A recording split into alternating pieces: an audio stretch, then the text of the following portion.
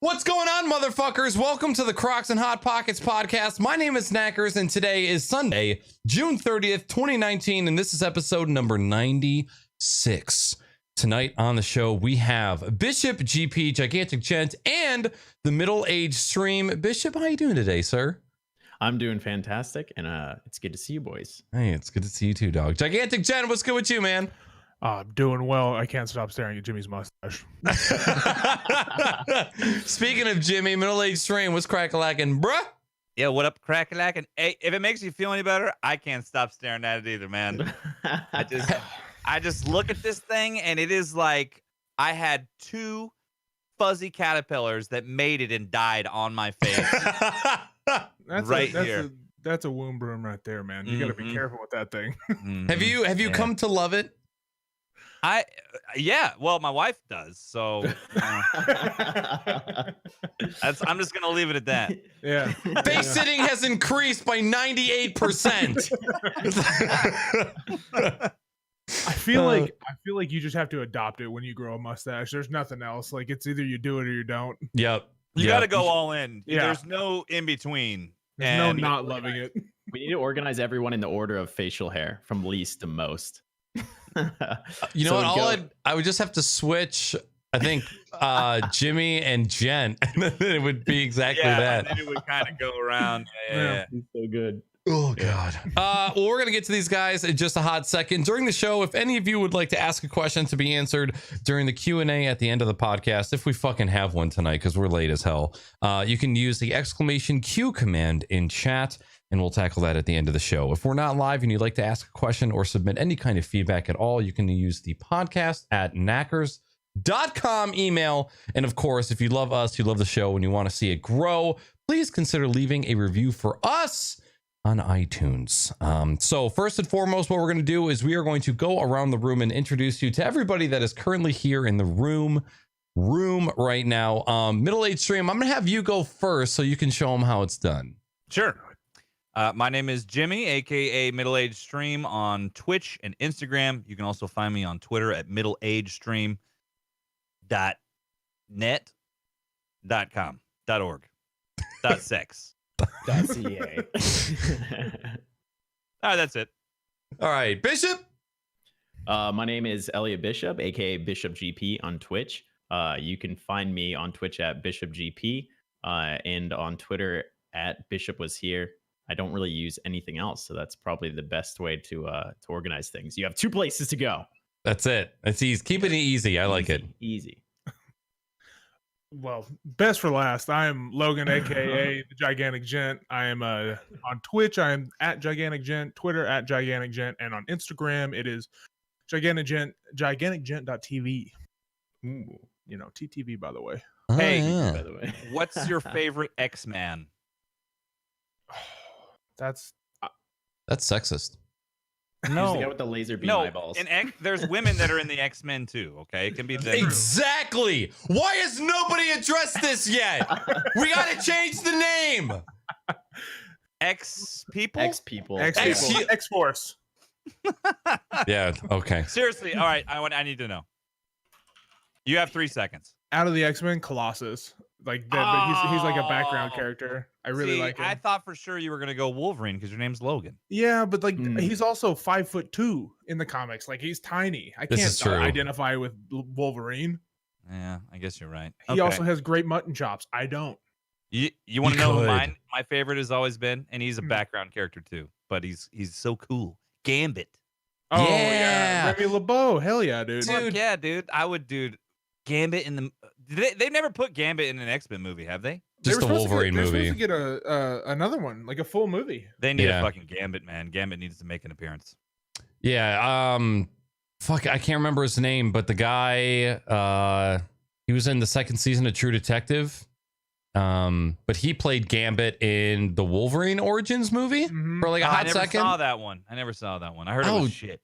It was, because what's his fucking name? Not T-Pain. Will.i.am was a fucking mutant in that movie. It's like, what the fuck? Who was he? He was the guy that could teleport and fade. Yeah. Yep. That was awful. His I just want name to say that I'm Telefade. disappointed in all of you guys because Lucas Bishop is obviously the finest. Oh, okay. Now, I mean, Bishop, he's from the future, right? He's got I have no idea. I'm using Bishop- Wikipedia. he's from the future. He's got a little mutant brand on his eye, right? Mm-hmm. Okay. Yep. Yeah. I know him a little bit about the old X-Men. You shut your face, Yeah. young one. You gotta Using your okay. Wikipedia.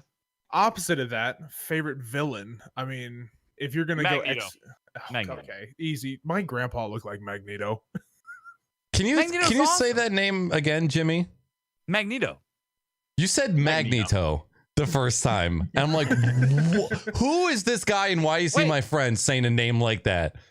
Magneto. You said Magneto. Magneto. Yeah, now Like you're that? saying it right. But before you were saying Magneto. And I'm like, what the fucking enunciation is that? It must have been the whiskey. Yeah, I'll blame it on that. You guys know who I am. Fucking cares. Anyways, we're sorry about the stream being late. Like I said, we had a bunch of technical difficulties that were preventing me from doing so. But it's good to finally be live and just here chilling with y'all. So thank you for being patient. And for those of you that are listening in the future on audio, fuck you. Anywho, what do we? Future. Yeah, video. Yeah, I mean, what better? What? It's so awesome. Have you guys ever listened to something after the fact and like been called out? Not necessarily in a negative way, but like been listening to something and then somebody says, "Or like my good friend MiddleAgedStream," and you're like, "Oh," it's like you listen to it on your own time, and then you hear like a compliment or something. But what's even better is when somebody calls you out and says, "Fuck you." You're just in your car by yourself on your work. You're like, man, Did he just curse me that in my car? sucks. He cursed me in my car. God Oh, damn it. man. Crocs and Hot Pockets. What are we drinking tonight, Bishop? I want to know what you're drinking first and foremost. I am drinking some lychee sake, and it looks just like water. I promise it's not water. There is some sort of alcoholic substance in here. All right. If it's not water, chug it.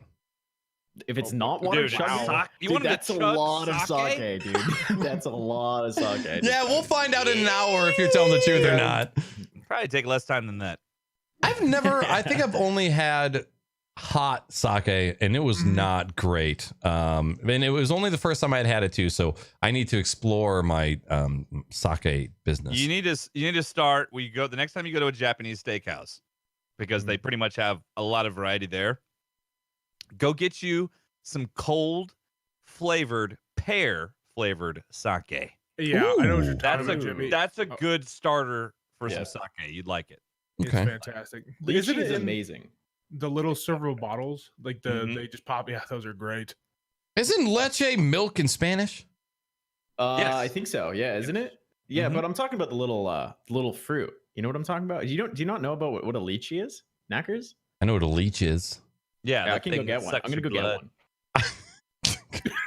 He just ran out the room. Watch him pull his girlfriend from out of the closet. You know, and I'm kidding, Ruby. I swear to God, it was a joke. Nat, go look up the translations for leche in Google Translate, and I think that's probably not what it is. Oh my God. Wait, Google Translate lychee? Look Yeah. Oh my God, look at those look at those nuts. things. Oh, Look at yeah. You have to in order for the quality of lychee, you actually have to move them around in your hands to figure out like this, and then you'll know if it's a good lychee or not. But yeah, I don't believe that at This all. is listen. I'm an expert. I had these in my fridge. That That's sounds like because- something a Catholic priest would make up. Yeah, yeah. Hey, are gotta you roll planning it on around. doing like a ASMR stream where you just like Oh yeah, sounds there like you go. Is this what you guys wanted? Leche. That's how you're gonna get your next 1,000 subscribers right There there. you man. go. That's the play. You're gonna That's the freaking play. you go straight ASMR. Is what you The gotta ball do. twirling. What I mean, the fact that we just have a bunch of dudes on a podcast going like this. Oh, What are yeah. those Let's get this silver balls? Speaking of balls, Fushi balls, those the ones that you like just swirl around in your hand. Are those Yeah. Japanese? I think so. I think they're Those- just metal. Those Japanese balls you got there in your hands, there, boys. Colossus balls? Fushigi balls. Fushigi? Yeah, Fushigi balls. They were the gravity defying balls. I can already tell this is going to be a great freaking episode. Yeah. Don't look up any Japanese balls on the internet because that's gonna be awful. That's gonna be a bunch of Jav sites. Oh my god. What? JapaneseBalls.com. My gaming PC OBS just tried to go live and it said no stream key available. Jeez. What the fuck? I'm not even. Everything's falling apart, ladies and gentlemen. I'm so sorry for all of the Windows noises. I'm trying to type Japanese balls into Google Chrome, and my gaming PC OBS is trying to go live. Yep. It's not letting you, dude. You might be downloading something. That's the safety word for his streaming PC. What the frick, It's dude? a stream key. Japanese balls. And then he's live. Try this again. Yeah, lychee's pretty good. It's like a little fruit. You can go to you can get it at normal grocery stores, I'm pretty sure. It's I've like a never very heard of sweet- it. Yeah, I was Lychee, just saying. really? Not But here I in the mean, Midwest, dude, there's dude. so many things I've never heard of. Like, as the older I dude. get, the more I realize how dumb I am. Dude, I'm right there with you, brother. Every year that passes in my life, I think to myself, man, I'm getting kind of smart. And then I'm like, no, I'm not. Yeah, No. I think you'd really like it. Got to I get don't some know how to lychee explain it. balls in your life there, Jimmy. Look, I will next time I'm at the grocery store, I'm gonna check it out. I will Yeah, look it's for some. Lychee. It's actually they put it in all kinds of stuff. You can get like drinks. You can get ice cream that's flavored, but it's a very popular like Asian food, I think. So that's what way did to you put do it. with it, or is it just lychee flavored? So the sake, I think it actually is derived from lychee. I think it's Oh, actually okay. lychee. So it's sake, but it's made from lychee. I don't know if that's how it works, or if they just like squirt a couple pumps of vanilla. Yeah, milk no, of you fruit. just bumps. Peeled, they look like testicles, 100%. Yeah, Yeah, can you hold They those back are- up again? they're like spiky testicles. Here, I'll hold Well, them. no. by If you mouth. look at like the Oh. peeled ones on Google Images, it's just a testicle. Yeah, can I eat the Casey? Can I eat these? Please put that in your mouth and bite down. Yes. Do I- Yeah. No Dude, these peeling. are Just Do all it. of it. I wanna These see things it. are oh God, the whole thing. Come on. Yeah. Yep. Well, They that might would be be good too. Yeah. poisonous. this could be the end of me. Eat. It'll make me puke. Apparently. Oh no, don't. Okay. Okay, Well, So do it. Do it the it. last 5 Oh, minutes. yeah, of the do it. Podcast. Can I eat it with? Somebody doesn't want to be on the rest of the podcast, is what it kind of seems like to me. Can I eat this if I peel it though? You don't have to swallow the juices. I just want to see you bite into it. I'm breaking through. I think it's the skin because Huh? He's telling me. I don't think it's safe. Whatever Yep. you Casey, do. yell if this is a bad idea. Whatever Peel you it. do. Okay. Peel it. Okay. Don't eat the skin. I'm glad Don't someone bite it. knows. Take the peel off first. There's a seed in the middle. Oh, there's a seed. So Okay. Okay. We got this, boys. This also kind of looks like the fruit that grows naturally in Colombia and that makes you thing. trip balls. looks like a tumor, kind of. No, it's a nut. There we go. Oh my god. Can you guys see this? Yeah. It's that's a nut. literally a plant nut that milks alcohol. Yeah. Absolutely. See this here? It's a little. Oh my glossy. god, a little secretion? Oh my Yeah. lord. Looks That looks nice, so gross. huh? It looks like you just peeled like a fruit egg. Yeah. Yeah. Now Yeah. suck it dry like a gusher. There Mm. is a It's nut in there, right? it's got something hard in. I feel so bad for the people listening to this on audio. They're like, I yeah. want to see it. I want to see what this mystery fruit is. Now you know to be here when we're fucking live, you It's like a posers. pear and an apple, kind of. Oh, that's good. Oh. But that's for. This It looks is- like it's made for small children. I thought you said it would make you throw up. Or just the skin only would? the skin. Only the skin. Oh, Okay, the okay. skin will The make skin you is throw up. like it's like a lizard skin. It's like what you would expect a dinosaur skin to be like. You know, like Oh. pointy and I don't know. It's like spiky. Weird. Interesting. This is Crocs and Hot Pockets and lychees, by the way. Yeah, right. Crocs and Taking lychees. over. I'm just gonna stick to the sake. There you go. Oh, you're not a fan, huh? If Not I a start fan. puking or I pass out, just let me know. Did Yeah, call the the police. taste kind of like evolve as time went on? A little bit. So like it's definitely inside the flavor of lychee that you get in everything else is a little bit sweet. This is definitely more of like an apple, like a weird apple and a pear. It's actually not bad. But there's a lot of alcoholic drinks that you can get with lychee in it. And I would suggest that if you're interested in trying lychee, maybe that's the play. Okay. 'Cause it's not that it's bad. It's just kind of weird. A little it's you know, it might give you PTSD if you eat one. That's the best way I'd put it. Just the texture. Are you still gonna eat it? I'm gonna try it out. Yeah, you're not giving the best descriptions of like a fruit right now. You know what? It tastes a little bit like a coconut too. A little coconutty in there. Oh, you sold lost me. there. No, what? Lost it, dude. Coconut is terrible. You almost say coconut. Coconut, dude. Fucking coconut, bro. You gotta watch out for the coconut, Yeah, guys. You gotta watch out not for bad, the not bad. coconut. But yeah, definitely if you're gonna try it, get it in alcohol. Lychee is really sweet and it adds to every drink that I've ever had it in. But it's usually in like lady drinks. So, you know, Men now as lady drinks. Yeah, as he drinks the lady drink. And it's just I know that my mom used to drink things with lychee in it a lot. So Next time I go to the bar, I'm just gonna go, oi! Give me lychee! Give me a lychee! I want a fucking lychee. Well, where the hell did we leave off there? I know someone said, did Bishop say he was drinking lychee and then we just got lost from there? Yeah, no one knew what I was talking about. All right, Jen, what you got going in your drink there? I got some Sweet Baby Jesus peanut butter porter, which is delicious, and then some Yingling, the traditional lager. Yeah. Okay. I always get it when I go up north. It's my favorite kind of like to bring back. Very nice. I feel like you just listed off a bunch of usernames and that's what your drink is. No, it's a bunch of usernames. Yeah. Is that all your new followers? Yeah, Yingling and Sweet Baby Jesus. Sweet Baby Jesus and peanut butter cup. Yeah. Has anyone here seen a trailer for a movie called Peanut Butter Falcon? It's a new Shia LaBeouf film. What? No. Yeah. It's Hold on. Don't watch it now. Okay. You're gonna have to wait. But if you haven't, and it's I know you guys are all trying to picture what this movie is gonna be like. It's nothing like what you think it's gonna be. But it's. I mean, I don't know how you can picture. It's called Peanut Butter Falcon. I don't know how you could even imagine what it could possibly be about. All right. It could be a chase movie. It could be a heist movie. It could be a guy who crafts like actual birds out of peanut butter. Okay. I don't know. Yeah. I don't know what it could be about. I don't know. I thought a fountain though. You said Falcon, but I just immediately went to peanut butter fountain. I'm like, all right, I'm on board. Yeah. I'm in. Yeah.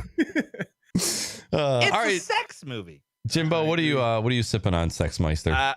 I'm drinking some Shiner Cerveza de Verano. It's a seasonal Shiner that's like it's a Mexican lager, something light and easy to go with this sweet ass green spot whiskey that I'm also drinking. Pinkies up, boys. Pinkies up. Golly. Always? It is a single pot still whiskey from Ireland. Okay. And it is very, very fucking good. And I've had it a few times on it. It's my favorite whiskey. My favorite whiskey. I have an important question.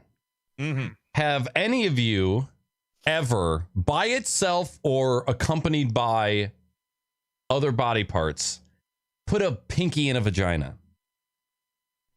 Pinky. Wow. A pinky, either by itself or accompanied by his best friends. I don't think so. No, I don't think I have either. That's weird. That's weird to think that I haven't done that.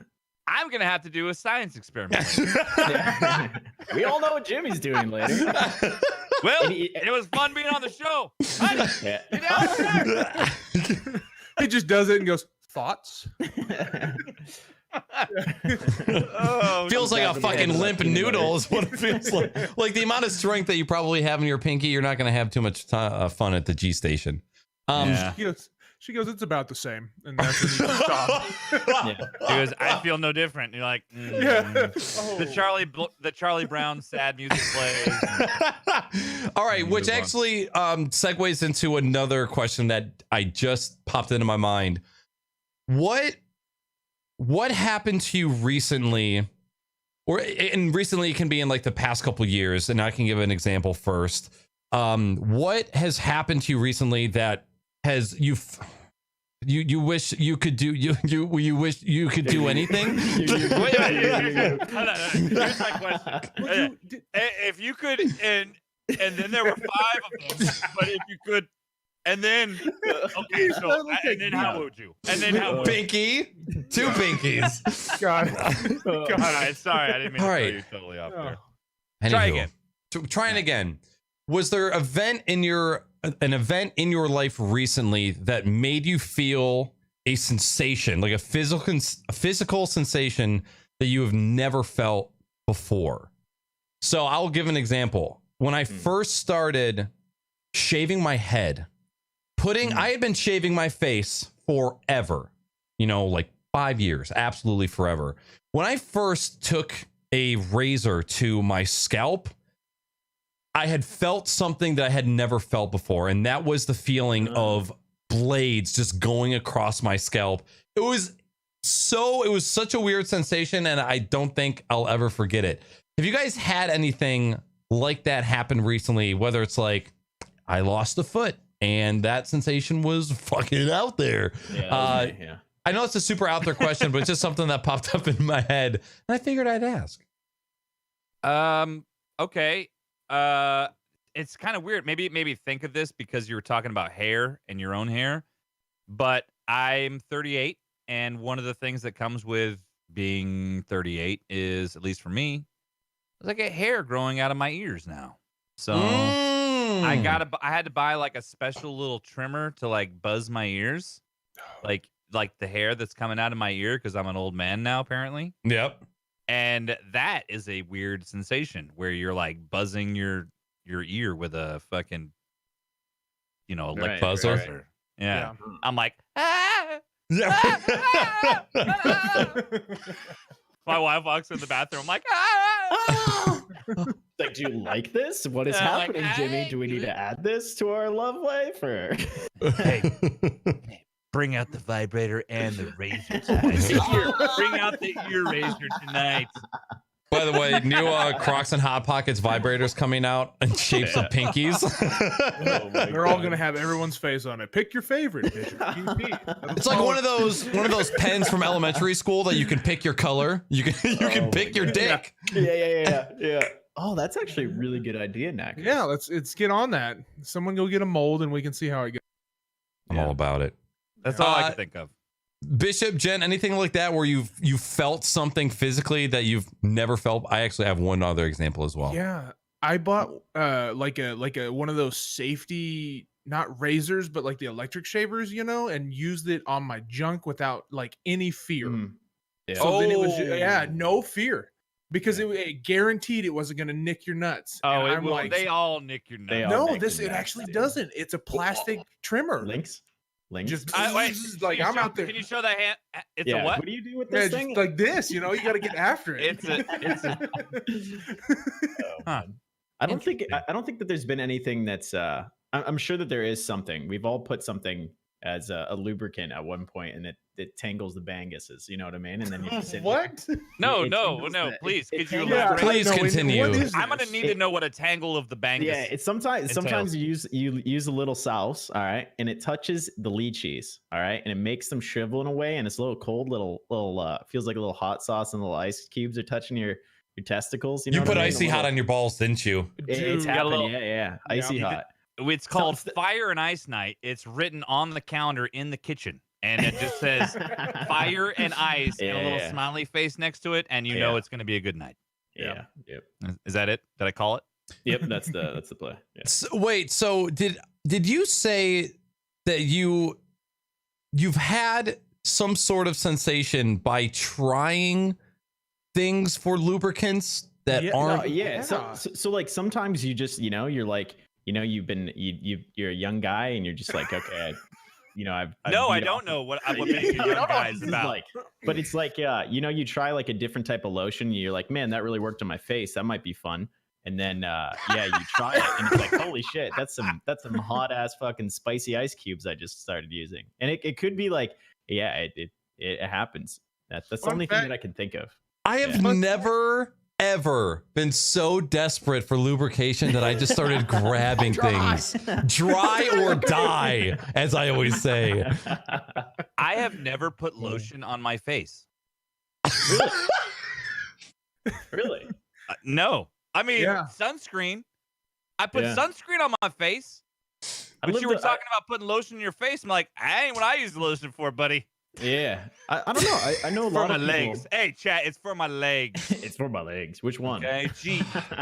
Oh my god. Wow. Hey, tip out there for the older gentleman in the crowd. Cocoa butter revitalizes nerves, just to let you know. You know.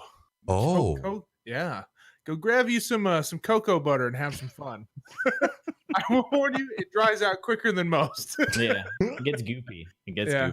Yeah. See, and I've never been like, oh man, I'm balls deep in this and I can't really stand up. Grab the nearest bottle and just pray for the best. Well, Oh god. apparently you haven't done a power hour, Nack. Come on, Yeah. buddy. Look who I'm dating. She's the power hour queen. I'm dry. I'm fucking dry. Hang on. Quit your fucking chuckling. All right. What's a power hour? Back to back to back to back. It's an hour of full-on power, brother. Yeah, dude. You mean like just doing it? Yeah, keep going. Best you can. Oh man, I haven't done a power hour since like my 20s. Yeah, it's been a while. Really? Yeah. I got about 8 Fucking- seconds of power. You got to get Yeah. that last hour, that last I hour, have not. Jimmy. It's been a long. No, man, it's a power 15 minutes. Yeah. How about power 7 and then 4 minutes of and then just the rest numbness, just absolute numb from top to bottom.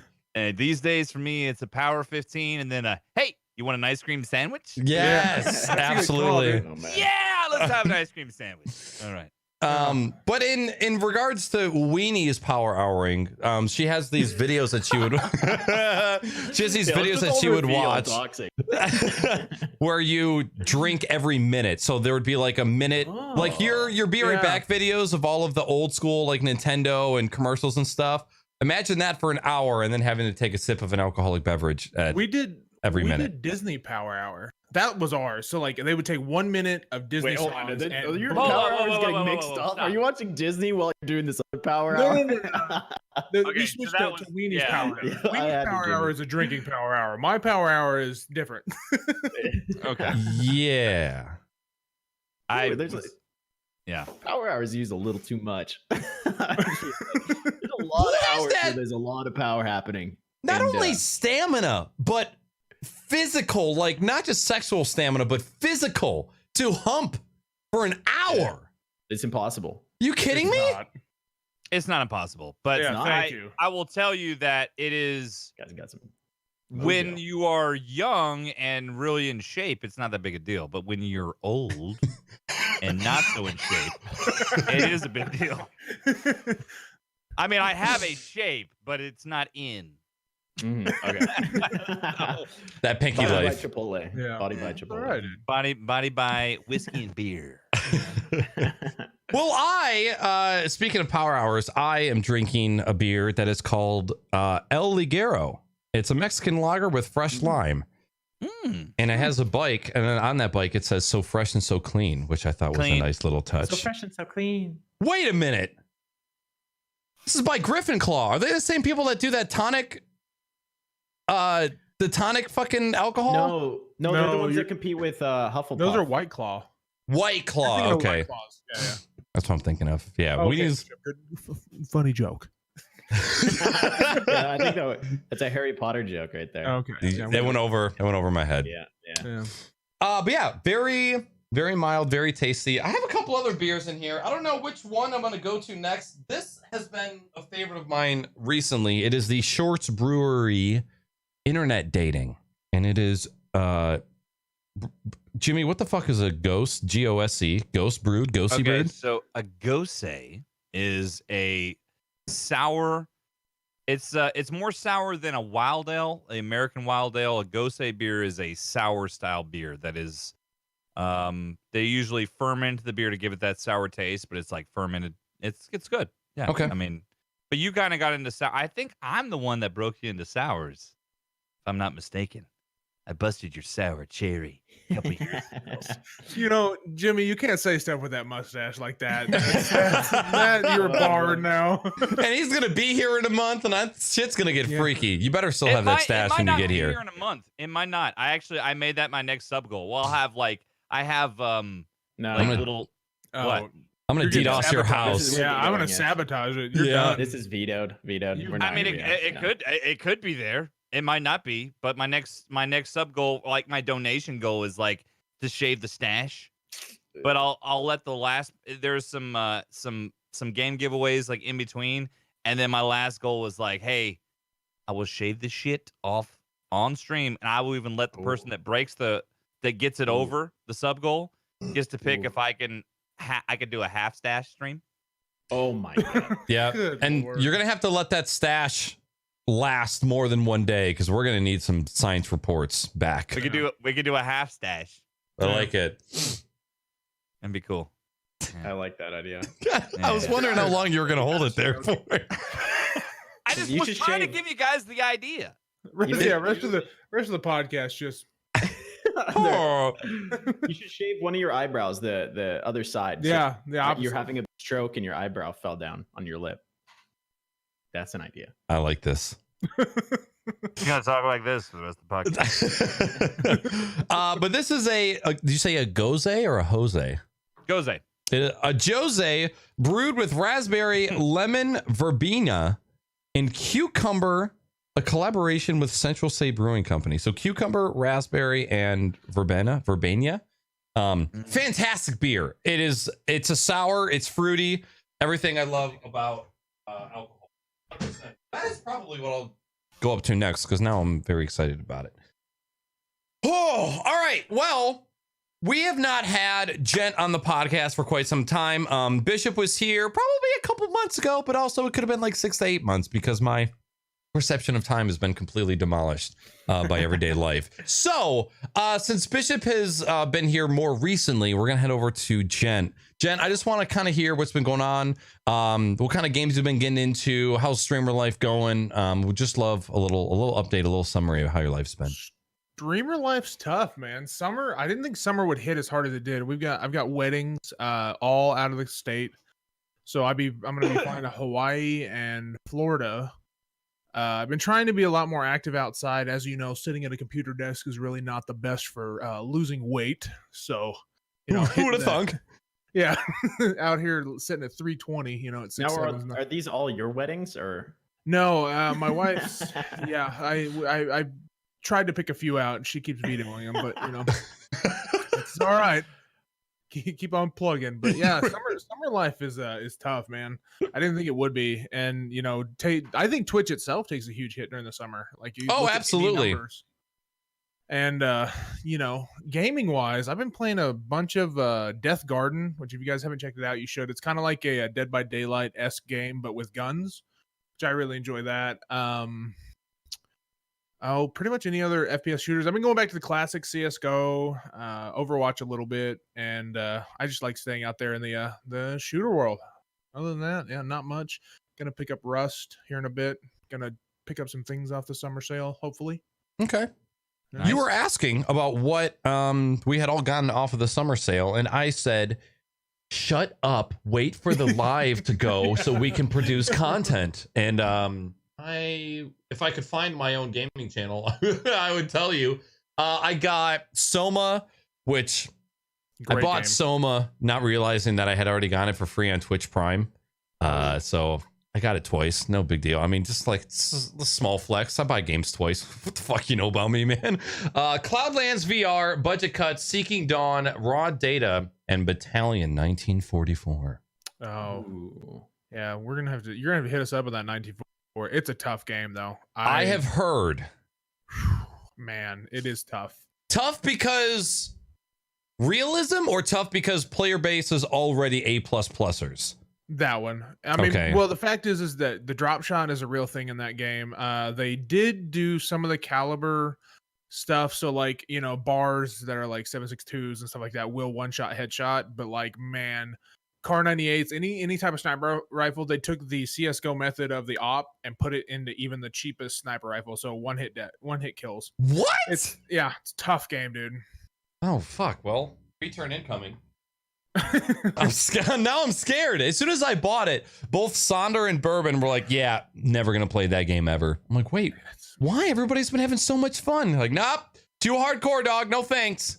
Yeah, it's definitely just another CS:GO reskin. That's such a Really? crappy time. It's such a crappy time. in World War gaming where- II CS:GO is all it is. 100%. the boys can't get together anymore to play games. If you're not in there immediately, your boys will just take off. I've had that a lot with some different games. Like when they get too competitive, they're like, "No, I don't really want to play that." Like, "Oh, but I want to try it." And then you get in and it's all like pros. It's like Cloud9 and everyone's profile name and phase. You're like, "Oh, this is sick." That also just comes hand in hand with being a streamer as well, because it's either you stream that game all of the time or you only stream it once. And then none of your streamer friends want to play you because you're sandbagging them, and then you're bringing down their content. There's some weird dynamics that come into play with competitive games. Like, I always think about when Fortnite got big, and then all of these streamers that never played together started playing together, like Ninja and Lupo and Tim and all those guys. I always think about, by the way, Jimmy, thank you for all the fucking gifted subs, you madman. What are you talking about? Nothing at all. I always think about like the shitty, like cold shoulders or like talking behind the back stuff that must happen with them. Like, oh, there's 5 of us. 4 of you all played together, and then the 5th guy just never gets an invite. And like all of the normal, everyday, like shitty stuff that happens to people like us normal people also happens to them because they're normal people as well. But just like, oh, like there was a tournament and so asked this person, but they didn't ask me. And then it comes in play. Like, well, you're my best friend, but also Ninja gets 50,000 viewers. So he asked me to play. So I'm going to go play. Like, I can only imagine at scale what kind of stuff like that happens, you know, at that level. Dude, I think, I agree. I had that actually happen to me back in the day. You remember Ninja's Invitational Fortnite? The whole thing that was in Seattle? They did it, or not Seattle, Chicago. Yes. They did it in the hotel room, right? I had a buddy reach out to me. And we had been good streamer friends for probably 4 or 5 months now, and we had played constantly and stuff like that. He was like, "Hey, my guy couldn't make it. Do you wanna like start trying out and we'll go to the pro-am?" I was like, "Yeah, 100%. 2 days later, he was like, "Hey man, I found someone better," and just dropped me like it was like nothing. And then he was acting like, "No, you had never said anything." And I had like all the Twitter messages and stuff like that. And it was just like, "All right, man, that's the way we're going to play this. I see how it is." I can only imagine how it would be at the bigger scale, you know, but that was a sad situation where it's just like, I get it. Do you still talk to that person? Sometimes. Okay. Yeah. Not much. Is it kind of like soiled kind of ever since then? Because even though it seems like a very small thing, it's kind of a blow. It's kind of a blow to us sensitive gamers.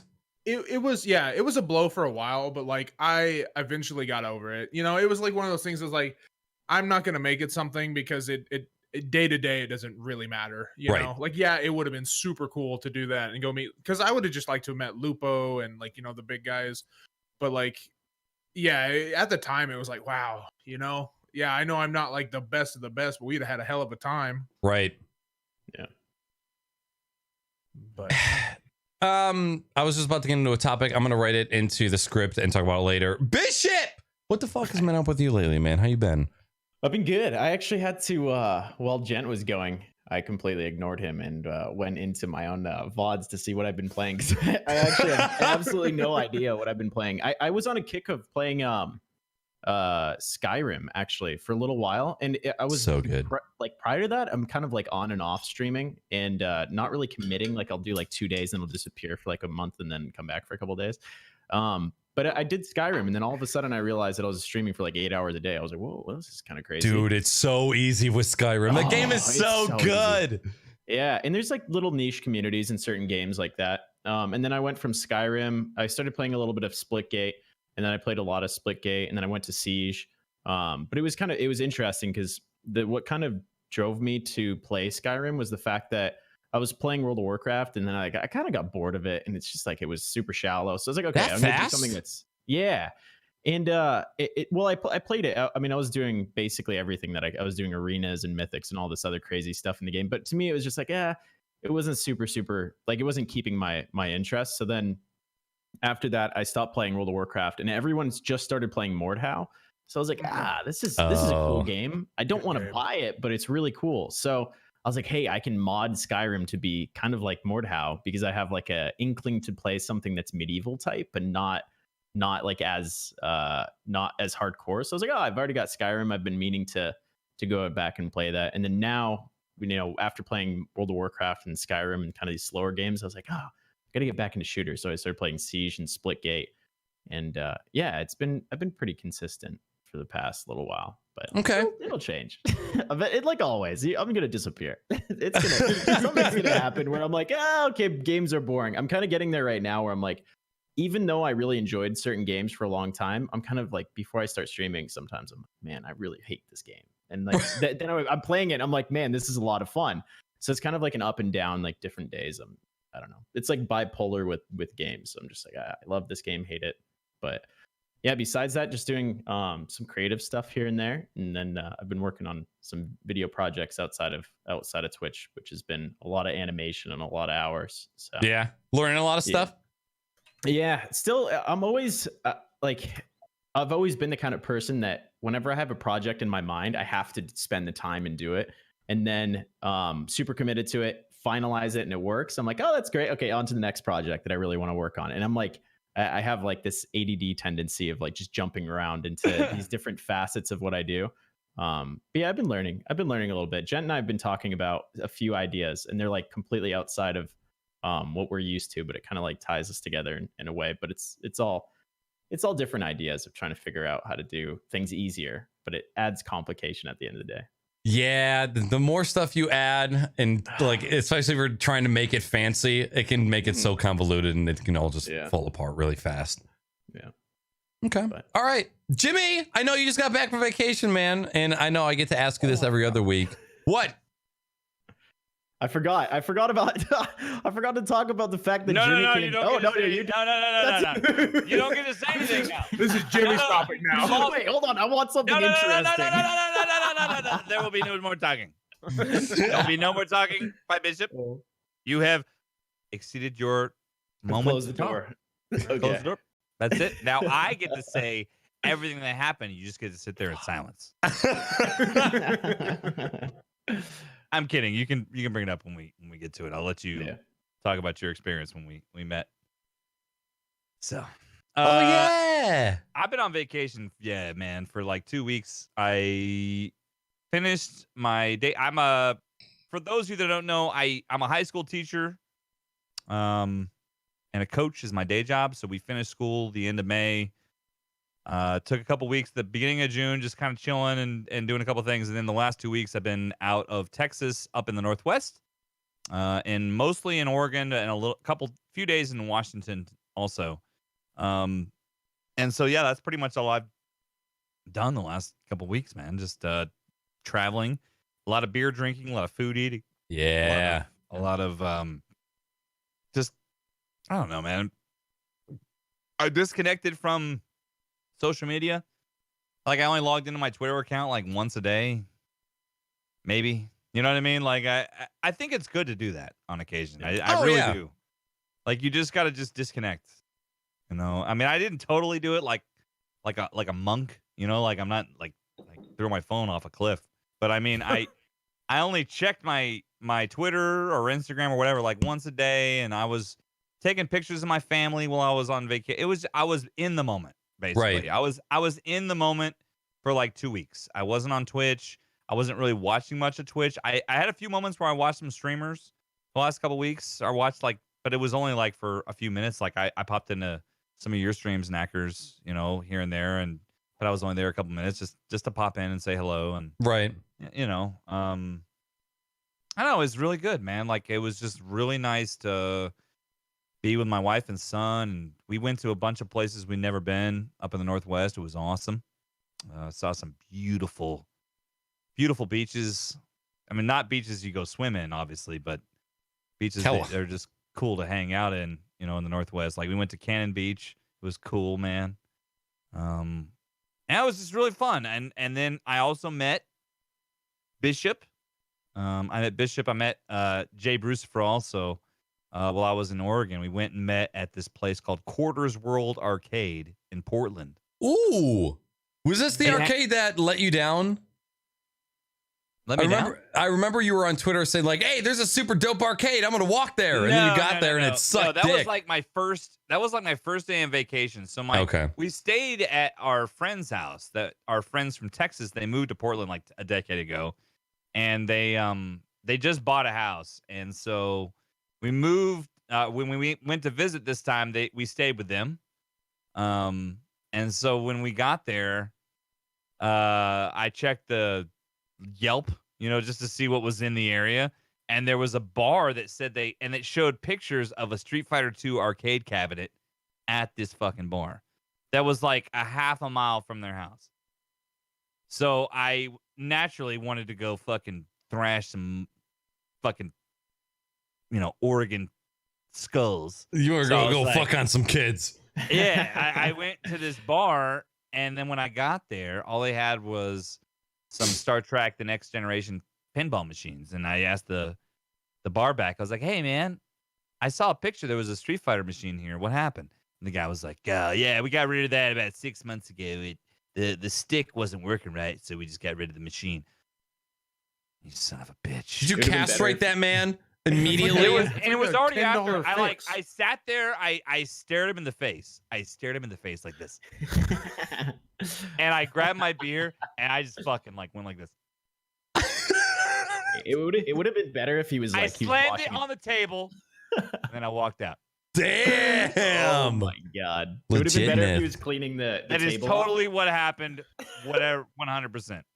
If he's like, hey, he looks up at you and he's like cleaning the table, the countertop. He's like, you don't want to know what happened. I got stories, man. Yeah, I got stories. Jimmy, you don't want to know. Do you ever get pissed at how bad people treat arcade cabinets? Like we've got a big bar here in Kansas City called Up Down, and we're talking probably 50, 60 plus old machines like Battletoads, Street Fighter, Mortal Kombat, all the greats. But they will not spend the $10 it takes to get a Sanwa, joystick to fix the cabinet. Yeah. And it's just like, come on, you have this classic video game, people slamming tokens down to go beat someone else's ass at this game, and it doesn't work. You can only crouch and punch. Mm-hmm. Well, they could have, and that was the problem. Like I was playing Street Fighter against JB, and I kicked his ass, even though I had a fucked up controller. My controller was all sticky and fucked up. I still kicked his ass. But whatever. I will never play you again in a fighting game. I've never been so angry at another person playing video games. You just don't want to play me as Street Fighter. You can play me at pretty much anything else. Any fighting game that involves Joy-Cons, any Joy-Con game. If Jimmy ever says, "Hey, let's play this game," by the way, Joy-Cons, I would say, go fuck yourself. I'm going to the bathroom. I'm staying in there until this game's over. Yeah, I'm gonna have myself. But anyway, I got a chance to meet Jay Brucifer, and I got a chance to meet Bishop in IRL, and they were awesome, man. I mean, it was just we had a really good time. We went to Quarters World, then we got some pizza. We went to another place to grab a drink or two, and then we said our goodbyes. We gave our full 1 minute length long frontal kisses on the lips. As we departed. Yeah. We had to time it. We had to say that's the Oregon way, right? Here's your timer. You have 1 minute, ready, go. Yeah. And as the timer started, me and Elliot went. Yep. And that's it raised a few issues because the person holding the stopwatch eventually joined in and then kind of threw. Yeah. It made it hard to keep time. Oh my god, it's been 7 hours. All right. But it was a whole lot of fun, man. We had a blast, and it was. I can't wait till my next trip because I will for sure look up Elliot my next time there, and same with JB. So a couple questions. One, did you all call each other by your internet usernames? No. I call Jimmy. But okay. Everyone calls me Jimmy. I mean, I'm MiddleAgedStream, but mostly everyone calls me Jimmy anyway, so that was easy. And with Brucifer, I always call him JB, so that was easy too. So yeah. I thought about this the other day, like Naaackers, like just walk up, be like Naaackers. Yeah. Is that your like real name, or are we just playing? I call him Naaackers in real life. Really? I also call him Nick in real life, but I mainly call him our shithead. Yeah, usually that's a good. It's There we usually go. it's I'll usually shit, or fuck. Hey, fuckface! Where's my goddamn beer? Sounds about right. Yeah, I mean, I would say I never really heard my first name growing up. It was always my last name or like another version of my last name. I didn't start hearing my first name a lot until I was like 21. When I got my job at the schools. So everybody would just call me Mr. Nick because nobody can't just use your first name because it's disrespectful. But yeah, anytime people are in town, like the last time Jimmy and 42 and Bourbon were all in town, I don't think I called 42 or Bourbon by their actual name once, and they were here for like 4 days. 4 days I know straight. I did that with Bourbon. I did that. I called him Boob, and same thing with 42. I always called him 42. Yeah. Oh yeah. Booby. Yeah. Hey, buddy. I call my girlfriend Weenie probably more than I do her first name, except in the sack. Then it's hot dog. Winners. Yeah, it's totally normal in my opinion to just call people by, because that's what you call them all the time. It's like it's weird that it's just like, oh wait, no, now your name is no longer Bishop, it's now fuckface. I'm gonna be used to calling you Bishop. It's Stephanie. But yeah, it's Stefan during the day, Stephanie at night. It's kind of like your mom and your dad. You're not gonna be like, hey Darcy, how's it going? You know, that's my dad's name. I'm not gonna be like, hey Darcy, you know, like after, like, let's say we're texting, I'm like, hey dad, I love you, and then I see him, I'm like, Darcy, how's it going? He'd be like, I'm gonna beat the shit out of you. What a badass fucking name. I guess Right? that's Dude, true super though. Canadian. Like, super Also Canadian. doxed. like dad is a screen name. It is. Think about that. It is. Whoa. It is. It's an OG stream name. Yeah. Dude, Middle Age is his screen name is Dad. Dad. Fuck, your dad's got an awesome name. I'm gonna need you to DM me his middle name so I can complete the picture. It's Michael. Doxed. Oh my DM. god. You can find him. He's famous. Oh, He's a big I'm deal. gonna find your dad. Dude. Yep. Yeah. I'm like Dad M. Oh my god. Other Dude, questions? I'll What? send you a nice picture of him duck hunting. He used to have a really nice stash like Jimmy's, but he had the whole fro going down. No Nice. way. Yeah. It's a really good look. That's what I'm talking That's a about. real good look. Yeah. Yeah. Pictures of dads. Yeah, dad. Oh. So there's a famous picture of my dad, and it's not going to be a surprise to many people if they've ever like met me in real life, but he posed for a tattoo and piercing shop in a full choker and nipple piercings. And so my dad sent me this on my 20th birthday to just show. My grandma kept it too, and Yeah. it's of course my dad staring at this girl in the eye just with nipple rings and a choker, and I'm like, all Yeah, right, that's my cool. dad. Yep, that's my dad. That's where I came from. Yeah. Oh man. Well, I was going to ask Jimmy more questions about our vacation, but He's I guess over this. Yeah, his he's gone. bladder is a little bit more important than this podcast. Jesus Christ. There was something that we were talking about before the show started, and I'm like, make mental note. Must bring I have up it. again I have later. it. You do? What was I have it? it. Yeah. Are you ready for this? Lychees, Are you ready? dog. It's subscriber only streams. Is that what it was? Oh, I have that on the screen. You I have do that. want to get into that. Yeah. Was I there when we got in? Yeah, it was when we were all Okay, talking, so- and I was okay. losing my mind over computers, but I don't know. Maybe I'll think about it. So, Well, we okay. split The, We did the Steam sale, Splitgate, and then what else? I can't remember. I can't remember for that far back. It's long and gone. That's a long time ago. Yeah, right. Something that I have seen more and more recently lately, and I want to ask you if you guys have ever gotten enjoyment out of this pastime. There has been a significant amount of streamers who have had their camera on, not realized that they were live, and have gotten caught eating their own boogers. I pick my nose all the time. Okay, Constantly. that's totally fine. I'm Yeah. down with picking. Yeah. What is so great about boogers that they need to be eaten? Is it? I don't know. Is it I don't like know. I need to like have a cycle where things that come out of my body need to go back in, and I need to keep that routine? Well, let's switch it though. Do you have any weird like tics like that? Like mine, for some reason, is like if I clip my toes, I like for some reason once I clip my big toe, have to smell it. Don't know why. Never understood why. Yeah. But that's my like boom. I have to Smells do like it. cheese. Yeah. Yeah, it's like bad. Throw it away. Whoa! Ah, but that may be the same thing. Like someone just tosses a booger back. But You know? like, Come on now, you got to have one of those. Like, come on. I mean, like just a weird tick that you got. Unkins US. Cash that 30, boys. Hey, dog. Full 30. There's always like the stick your hand into your moist parts and figure out if you need a shower or not. Like, there's always that, but I don't think that's necessarily like a unique tick. I think one of them that people have. Oh, you just not made me to think cut of you one. off, is like if you're hanging out and you're wearing like pajama pants, dudes stick their hands in their pants all the time. Oh yeah.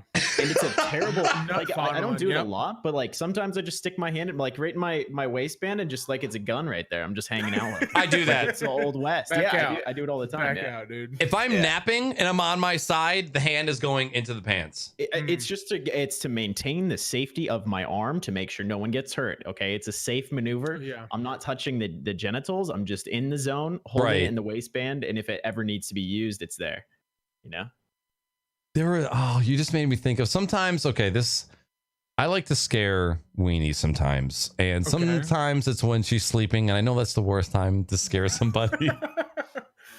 But there was one time where she was asleep on the fucking bean in the living room, and I remember like I'm always very, very subtle with it. I'm never like screaming at the top of my lungs over you, or like, you know, like standing over you with a knife and going, "Wake up!" It's always very subtle things. But like one time, Weenie was just curled up on the bean, and I just like reached forward and I just grabbed her arms, and she just went, "No!"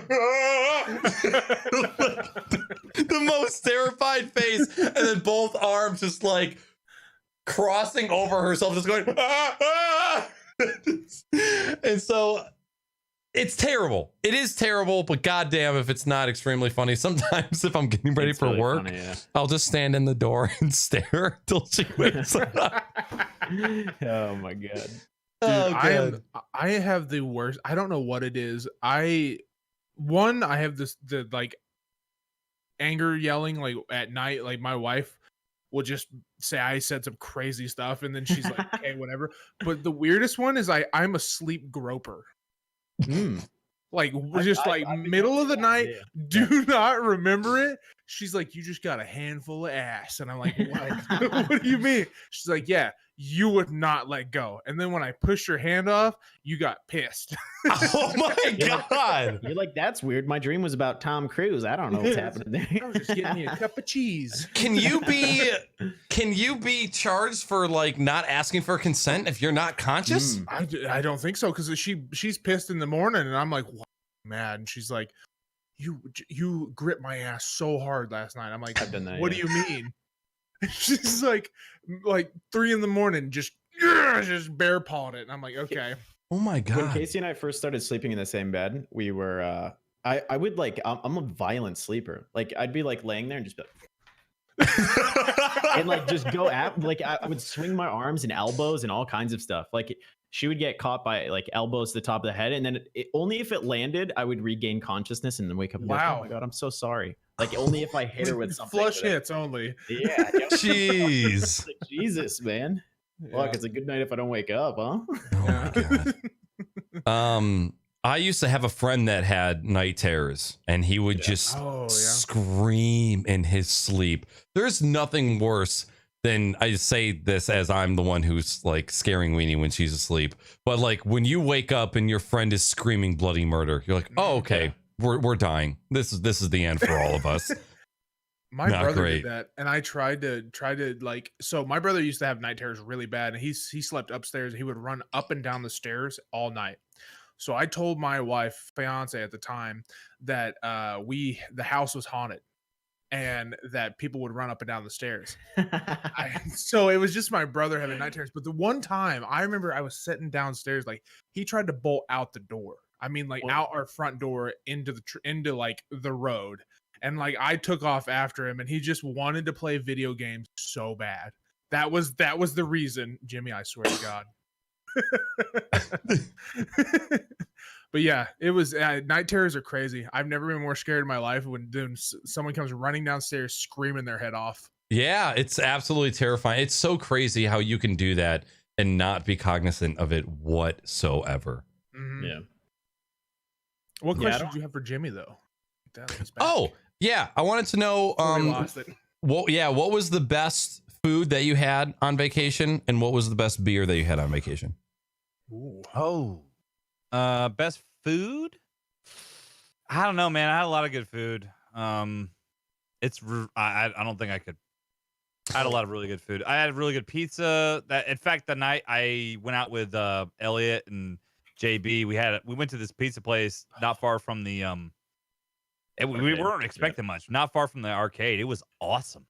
Oh, like, okay. It was good. Really fucking good. I think we went in for thirds. Did we? Yeah. Or was it? Yeah, it was seconds. It was seconds. It was seconds. seconds. It was. We definitely had pizza. seconds. Yeah, in Portland, all of our pizzas like this big. They were huge New York slices, and we all ate one. We were like, I want another one. Yeah, I gotta go back for it. Yeah. As far as beer, I logged it all in my Untapped app. I think the highest rated beer I gave while I was in Portland, I gave one a 4.5. Nice. Out of 5, and it was good. But I used there's an app called Untapped. I know some of you guys use it, some of you may not.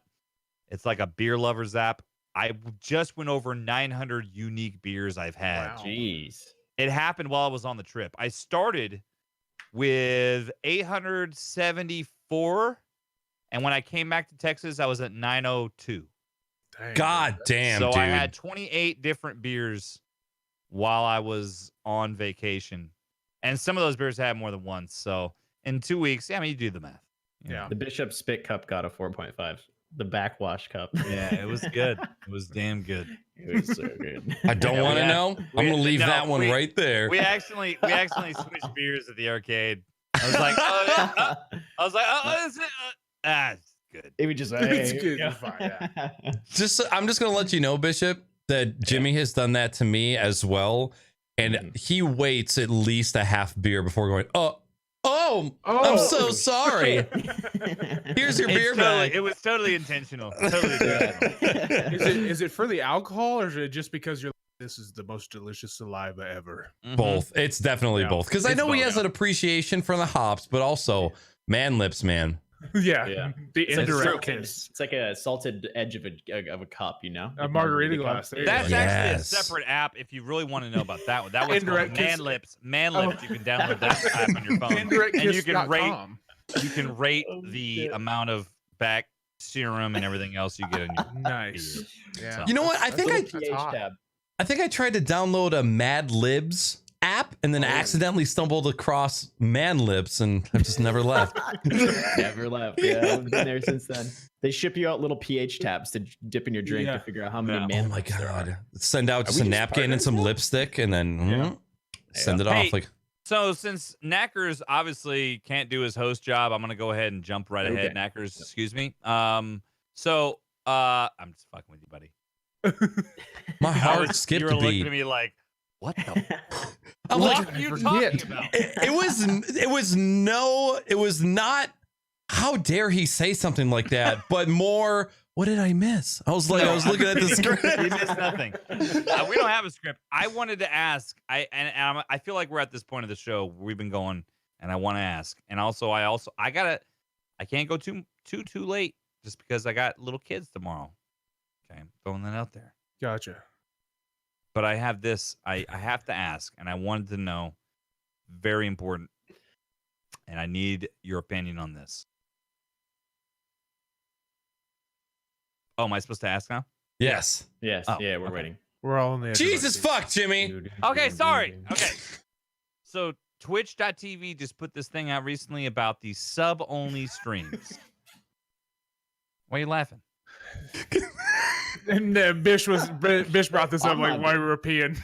God damn it, Bishop! But Why? we I didn't haven't- do it. No, haven't we hit didn't it, we talk haven't about hit it. We didn't talk about it. Yeah, we're good. I want to know what you guys think, and then I want to tell you what I think. Okay. I'm gonna let you Ooh, go like a first. true leader. Ooh, okay. All right. Guess Yes. you want to go first or Nack? Let me go last because I probably have the most No, controversy. you can't go last. No, Oh, I all go, right, I all right. last. Jimmy's got I last. called All right. last. I called it. I'll go All right. first. Bitch. I'll go. ahead. Yeah. Yeah. Feeling like a YouTube thumbnail rant coming on. Here we go, Um, dude. Oh god.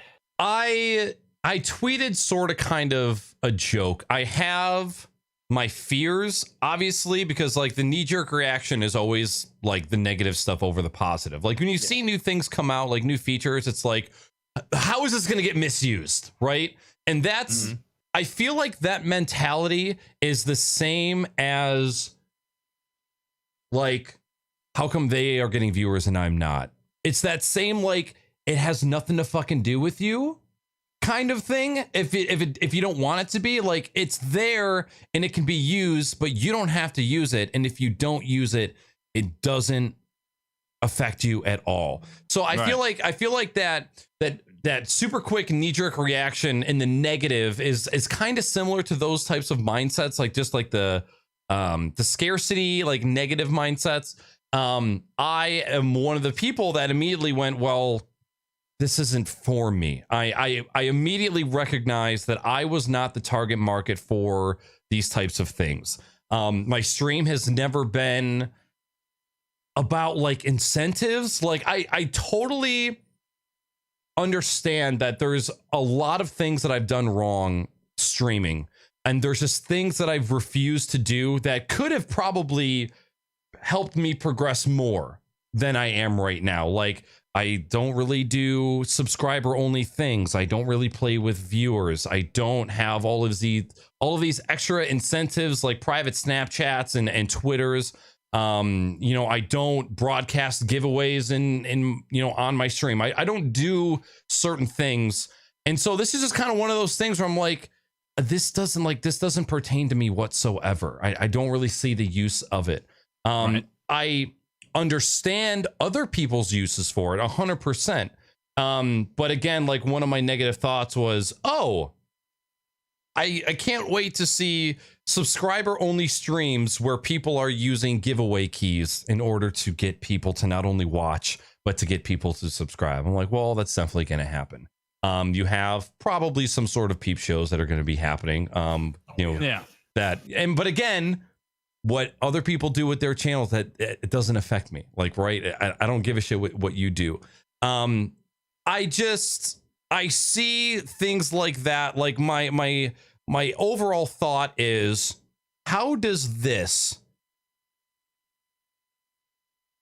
give me more quality to the content that I'm creating? Is this just another thing that we can do? Or is this something that actually gives me the opportunity to better my content? I don't really see it as that kind of thing. Like, I don't see subscriber only streams and be like, oh, this is going to make my show better.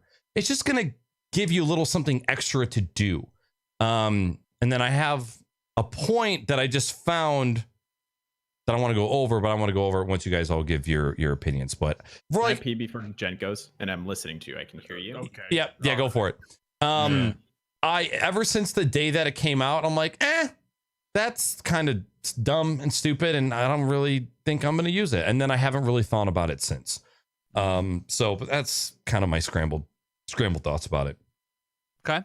Fair I enough. mean, do I need to hold on or wait for Bish or what? No, go ahead. Go ahead.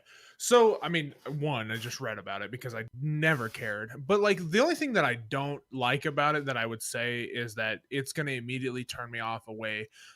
It's for bigger streamers, right? It's for those followers and lurkers that can see the streamer is in stream or subscriber only mode.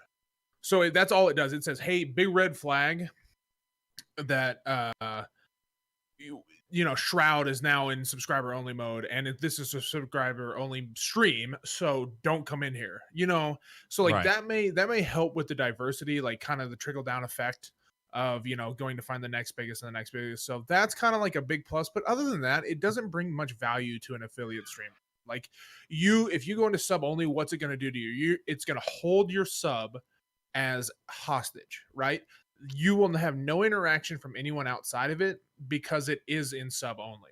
It's just going, hey, you have to subscribe to even talk to the streamer. That's how much he values himself, which is, I don't think anyone here's reason to stream.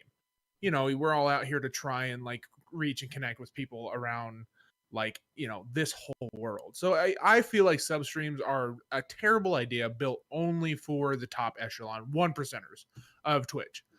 And that's kind of the way that I've thought of it.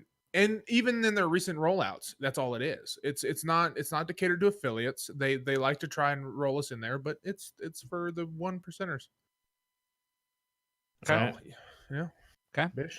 I actually had a little bit of a rant yesterday about this because, you know, as we've all seen, you know, all being streamers, we've followed tons of streamers, and you know, there's a little bit of an uproar every time that anything happens on Twitch. If there's a change in chat, if there's a change in the technology that helps you stream, obviously we don't like change, right? But I think that we're getting a little over our heads when people complain about it, because at the end of the day, it's irrelevant. Just like Gent said, just like Naaackers was saying, if you induce a pay gate in front of any content that you're putting out, it's going to get less interaction. So, you know, one of the first things, and I think the meme that's come out of this whole thing is the fact that people think that there's going to be like these sexually charged streams that we already know who those people are in the just chatting category. I'm not going to say man or female, but because there's both. But at the end of the day, there is a very clear identity of certain content that becomes partner content at the end of the day, where it is sexually charged, right? Just even if they're dancing or whatever, it happens.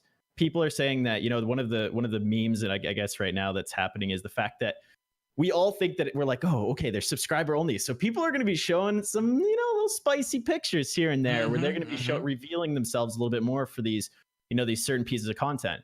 And at the end of the day, you know, that's going to happen. Someone's going to do only, you know, one of these particular streamers might only do their dancing streams when they're doing sub only, but it's going to hurt their content and it's going to hurt the chance of them, you know, growing. And I think I can speak for every streamer on the platform to say that we all want to grow. Even if you're Shroud and you have 40,000 subs, you still want to continue to grow and diversify. So right. I think that where the complaining is coming from, a lot of it for me is like it comes from a place of not being educated of what's happening, right? And it's insecure. Yeah, it's insecurity, Yeah. right? So like just as Naaackers said, it's not really that. It's just another tool, right? It's not something that's that important. I feel like a lot of people on Twitch that are trying to grow, a big piece, and like we see this everywhere else, it's a piece of virtue signaling, right? Because they're like they're putting out on Twitter saying, oh hey, like look at these guys, they're going to be doing you know, the subscriber only stream, and this is not a bad idea, and I'd never like put myself in a position to make my viewers have to pay to watch me. And it's like, you're not going to do it anyways. But a lot of people aren't going to end up using it because just, you know, as I said, it's pointless, right? It's going to prevent you from growing. So a lot of people are just complaining in the way to gain, you know, kind of like a step up on other people to say, hey, you know, I'm doing a great job, and I don't want you guys to not be able to watch my content. So now come and watch me play Fortnite. Right. Like, that is definitely happening. The Twitter clout you talking about? Like, yeah. where they're like, oh, this is horrible. And everyone wants to gain or like establish themselves as better than someone else. I feel, you know what I mean? Like, Yeah. oh, we're better than those guys, which is why you should join our community. Right. But at the end of the day, like giveaways, something that Naaackers was talking about. I was thinking about it yesterday, and I've been going into these subscriber only streams just to see what it's all about. And a big piece is chat is still accessible, so you can still access the chat if it was subscriber only chat as well. So they're two different functions, right? One is for video, one is for chat. You can still access the chat. So But can you talk in it? Yeah. No. Yes, you should be. Yeah. The whole thing is that you should be able to only see the streamer. It doesn't make it doesn't make the video private, but it's just like subscriber only chats. Yeah. You could say something, but nothing else. But they are two different separate functions. So one of them is chat and one of them is video access, right? So you get a 5-minute intermission that you can watch them before you have to, you know, either subscribe or switch to someone else's channel. So when it comes to the sexually charged streams, you're obviously first of all, you get put into a certain category if you're doing sub only. It shows up just like how we're on talk shows and podcasts. Right. So if Twitch has half of a brain, what they'll do is they'll click on that channel and be like, hey, this person who's spent the time and put the effort in to get to the point of being a partner or an affiliate is showing, TOS content. So they're going to end up getting banned. So it's going to make it easier for them to find that certain type of content. Probably won't live that long. For giveaways, you still have access to chat. It doesn't really change much, as you're going to be able to see if like there's an exclamation giveaway, like the chat command. You're going to be able to see if that's happening. And if it was subscriber only chat anyways, you're not going to be able to access that, right? So it doesn't really change much. But the only thing with that though is that paid entry giveaways is against TOS. Oh, and is it against TOS or is it just an FCC violation? I think it's just TOS. I think that they were trying to make the argument a while back, because this is another one of those virtue signaling kind of events that happen where everyone needs to complain about it. Yeah. Where it's like they think that it's something crazy, but in reality, it's just a small, like they're twisting the words of the actual law to be able to apply to Twitch. Whether or not that's ever going to go into court, I guess it would have to be a big enough problem for them to alter the law to be able to to focus directly on streaming in general. Okay. But like if we look at the another piece of this is, if you look at all of this, Gent actually put it really well. You're going to end up getting a lot of Jen. Yeah, let's just give him a round of applause. What a surprise. You're going to end up funneling, these top streamers, if they end up doing these sub-only streams, the people that are in chat, their viewership that isn't a subscriber is going to end up funneling to these other channels that, like if Ninja's streaming and he does sub-only and Tifu's also streaming, a lot of that audience is going to go over in that direction. If Ninja's doing a sub-only and Tim the Tapman, who's playing with him, if you can watch that parallel content without having to pay that, to have to subscribe to them, then you have another way to access that. There's always more content out there. So it's not having like a foothold on your viewer. It's not going to create, like, for certain time, like at certain events that's going to happen, but it comes down to morals, right? Like, are you going to continue to embrace a community that and someone that streams that starts doing that? Probably not. So for myself, I don't really necessarily care. Where I see the positive coming from is where we have content owners like UFC, Red Bull, any of these, ABC, if they want to host, a channel on Twitch or a parallel experience, if we look at Formula One or NASCAR, any of these racing series, if I could sit and subscribe for $5 a month to watch the in-car of Lewis Hamilton while he goes around the track, and it's specific to that, it gives them these, opportunities to host their content on Twitch and then have the main experience where you're seeing the broadcasted, cut together source on their own website. It just creates a place where, it creates these opportunities, right? So for myself, I don't really care. I think that there's a lot of people complaining about it. I think that if you use it and you're a streamer and you're small, I mean, I looked at I've been keeping an eye on it. I haven't seen a stream go over 12 viewers that's in subscriber only over the past, how long has it been out? 4 days. Damn. So. Well, none of the big guys have even thought about it. Like, I mean, you can see them out there right now. No one has picked it up. I know of one big guy big-ish. Really? Yeah. Nah, well, I guess large. I'll say larger. Okay. And I'll get into that after Jimmy gives his point of view. Jimmy, super quick, I just want to tackle one thing I saw in chat. Ember, you said, what about using sub streams for community nights or a sub select game as a thank you for their support? Would you consider that dirty? I personally, and this is something kind of going back to what I said about doing extra things for subs, I personally do not believe in giving people who have access to money perks over people who are not fortunate to have money. Since I have started streaming and since I have had a sub button, I have always been equal content and equal opportunity for everybody. If I'm going to do a community night, I'm going to do a community night for everybody. The only thing that has ever been exclusive was subs being able to pick the game that I played on stream, but the end result, the content being produced, was not exclusive to the subs. They just had a small hand in the thing that I was doing. And that's just something I've always kind of believed in, and that I don't think that's necessarily right, because there'll be people like, well, people are giving you money, you should give them something back. I just don't. And the thing that I'm giving is 20 to 30 hours of my time every week. I'm not giving things back in a monetary or, a physical value. And yeah, it's just something that I've kind of always stood by, and it's something that hasn't really changed over my course of streaming. I also, and just to add on to yours, Naaackers, I also feel like that the sub only nights and stuff like the return games and stuff like that. If you throw it in sub only, you're still putting a price on your stream. You're saying that if you want to be a part of this sub only group, you have to be a subscriber, and the only way you can actually become a subscriber to get into the chat, to get in the queue, is to sub. Yeah. And that's kind of where it's like, all right, you kind of lost me. When I see on a channel, like if I go and check someone's channel, like I see a partner that in someone's chat, I'm like, oh hey, it's a partner. What do they do? And I click on their channel and I want to look at their VODs.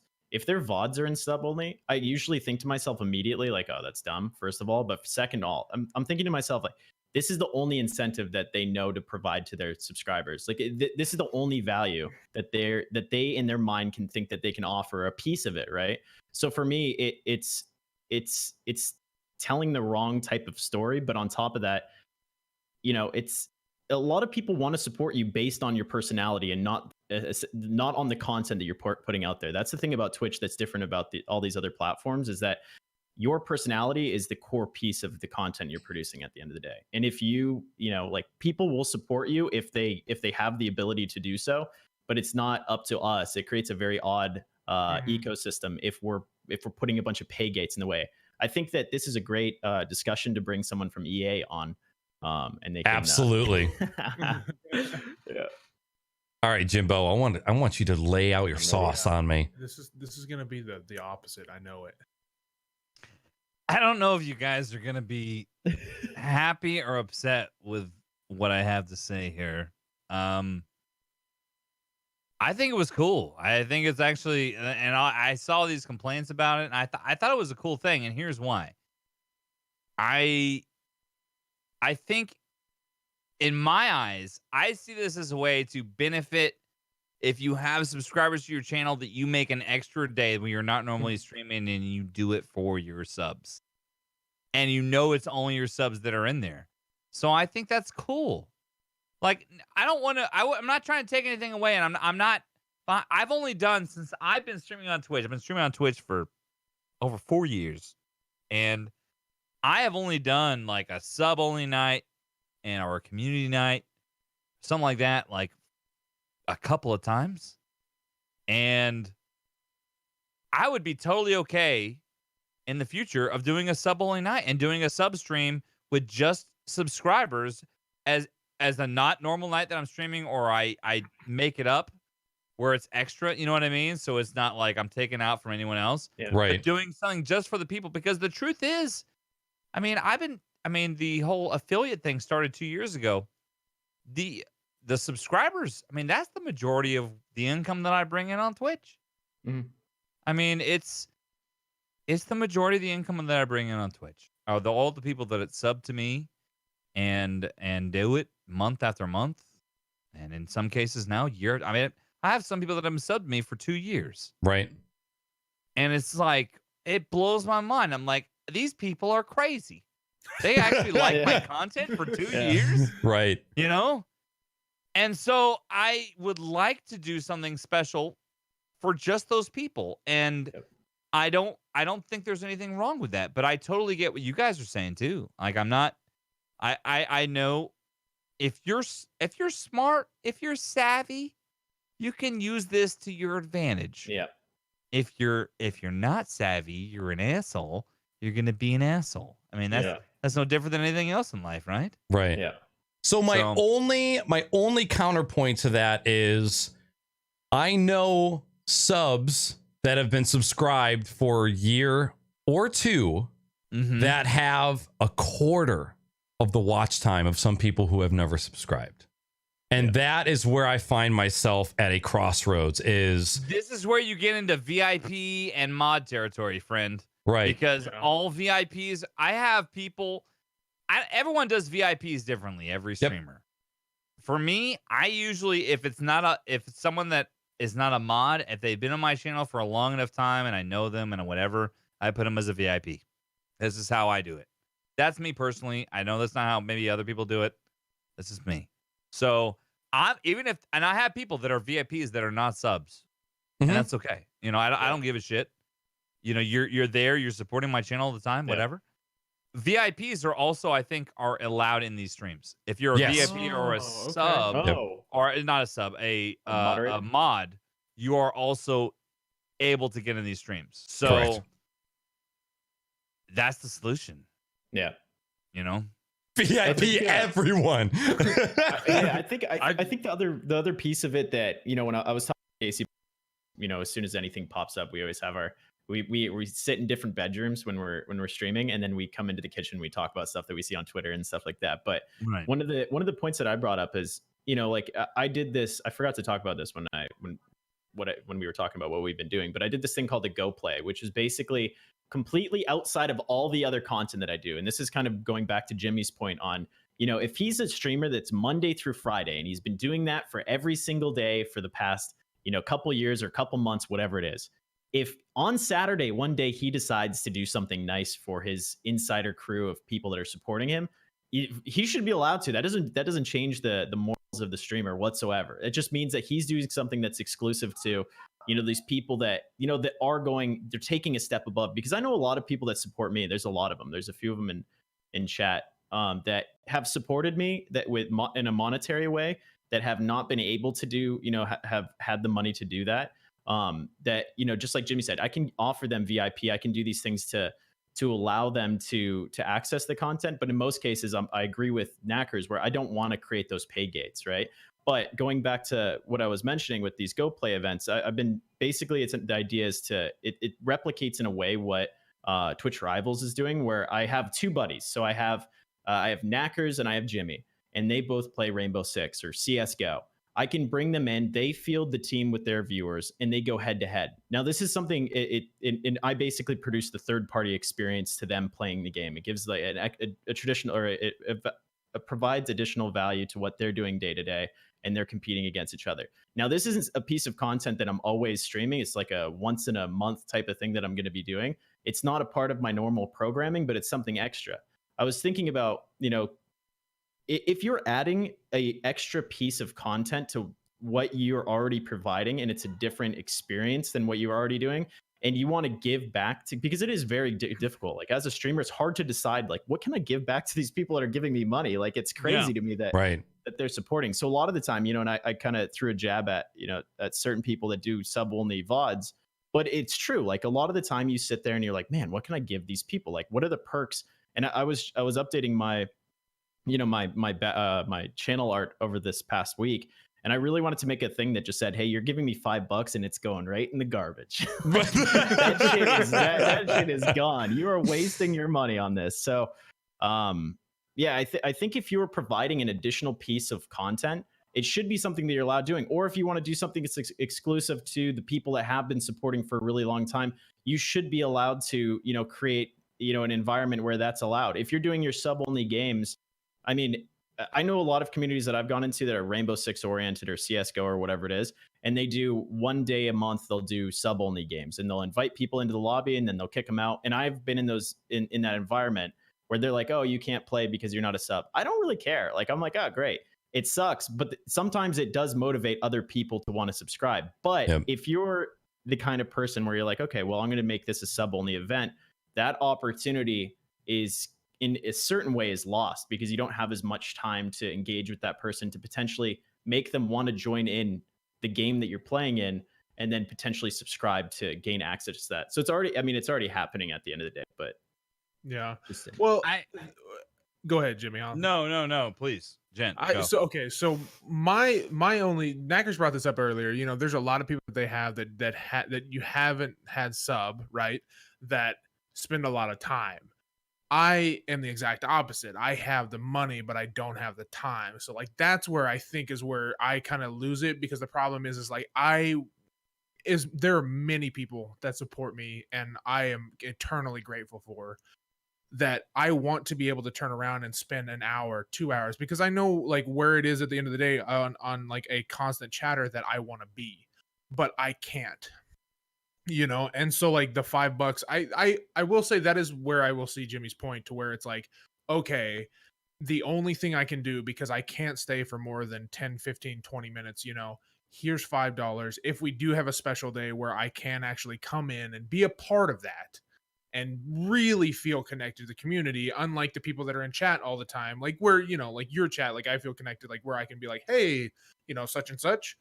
That's where I can see where it's like, okay, this is really worth it, because, you know, it where it is on the opposite of, you know, time and money, where money and time, you know, Mhm. Right. Yeah. Well, You had something, Jimbo? It's gone.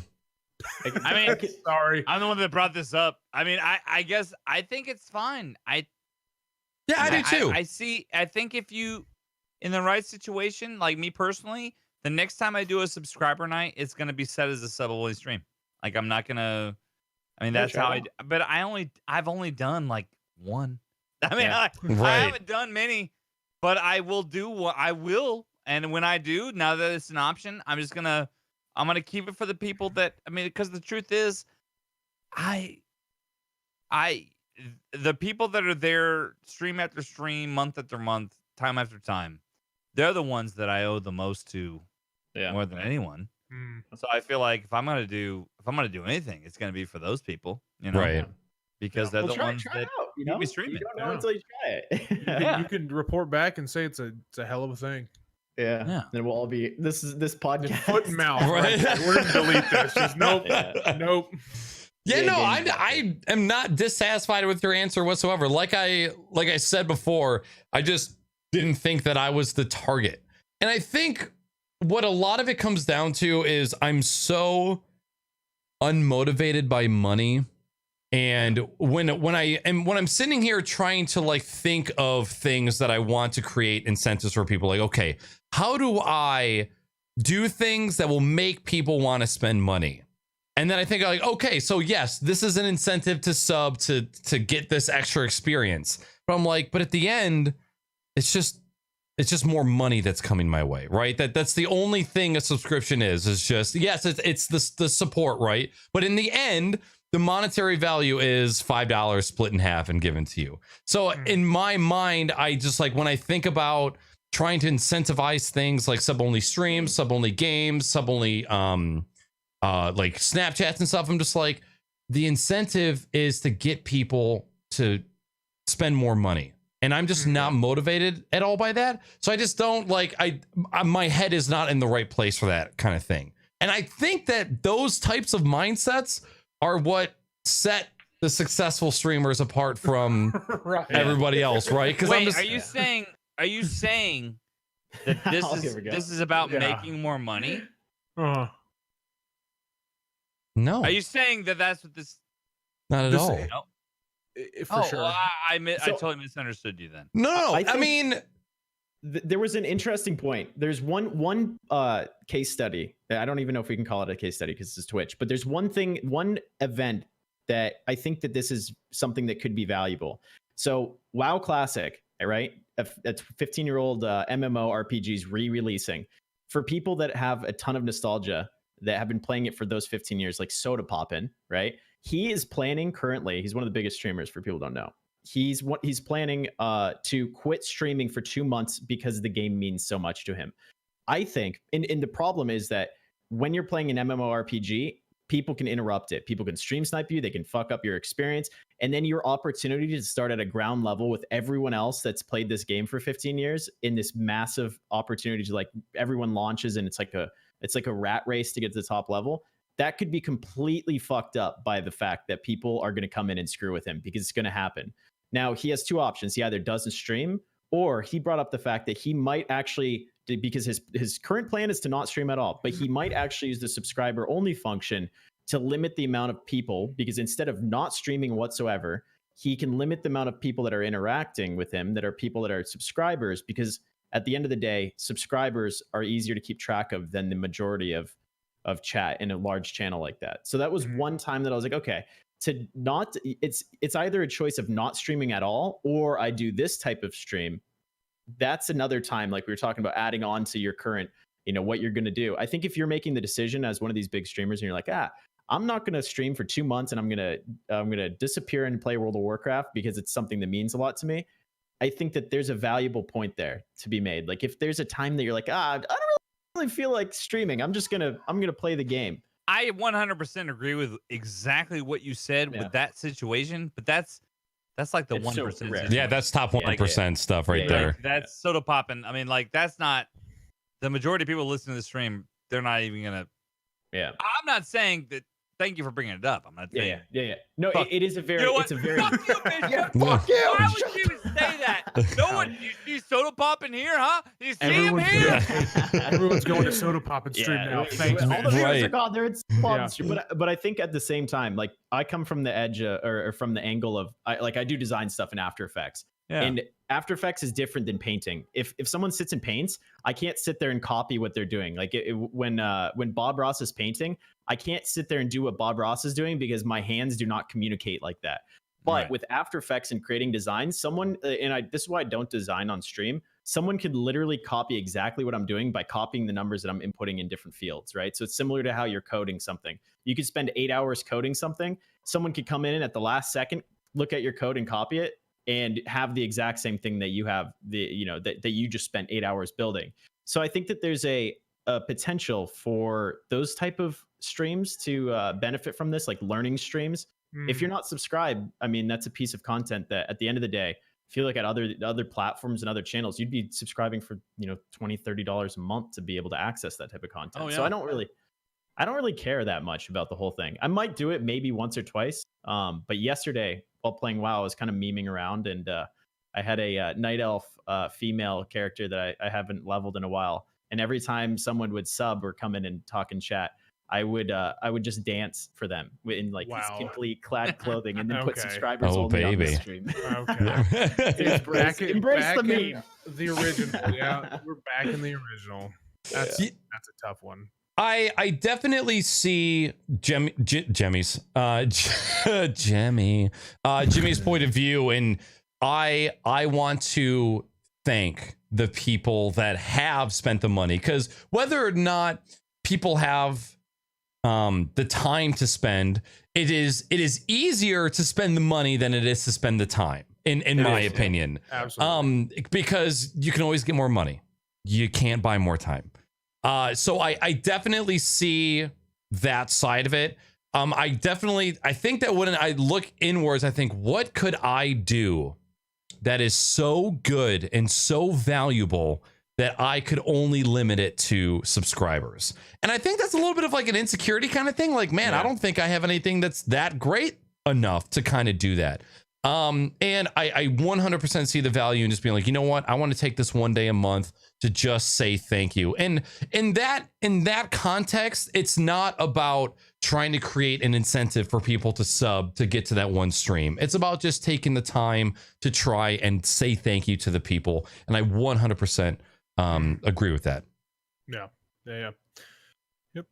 That's what I use my nude Snapchat for, actually. There you go. So I don't really need the function. Yeah. See, here's the trick: is I do a nude Snapchat as well, but the penis and balls are tucked for every shot, so it's like no genitalia ever. It's the fruit basket. The goat, baby. Yes, dude. He's got a mirror behind him, so not that I know. No, not at all.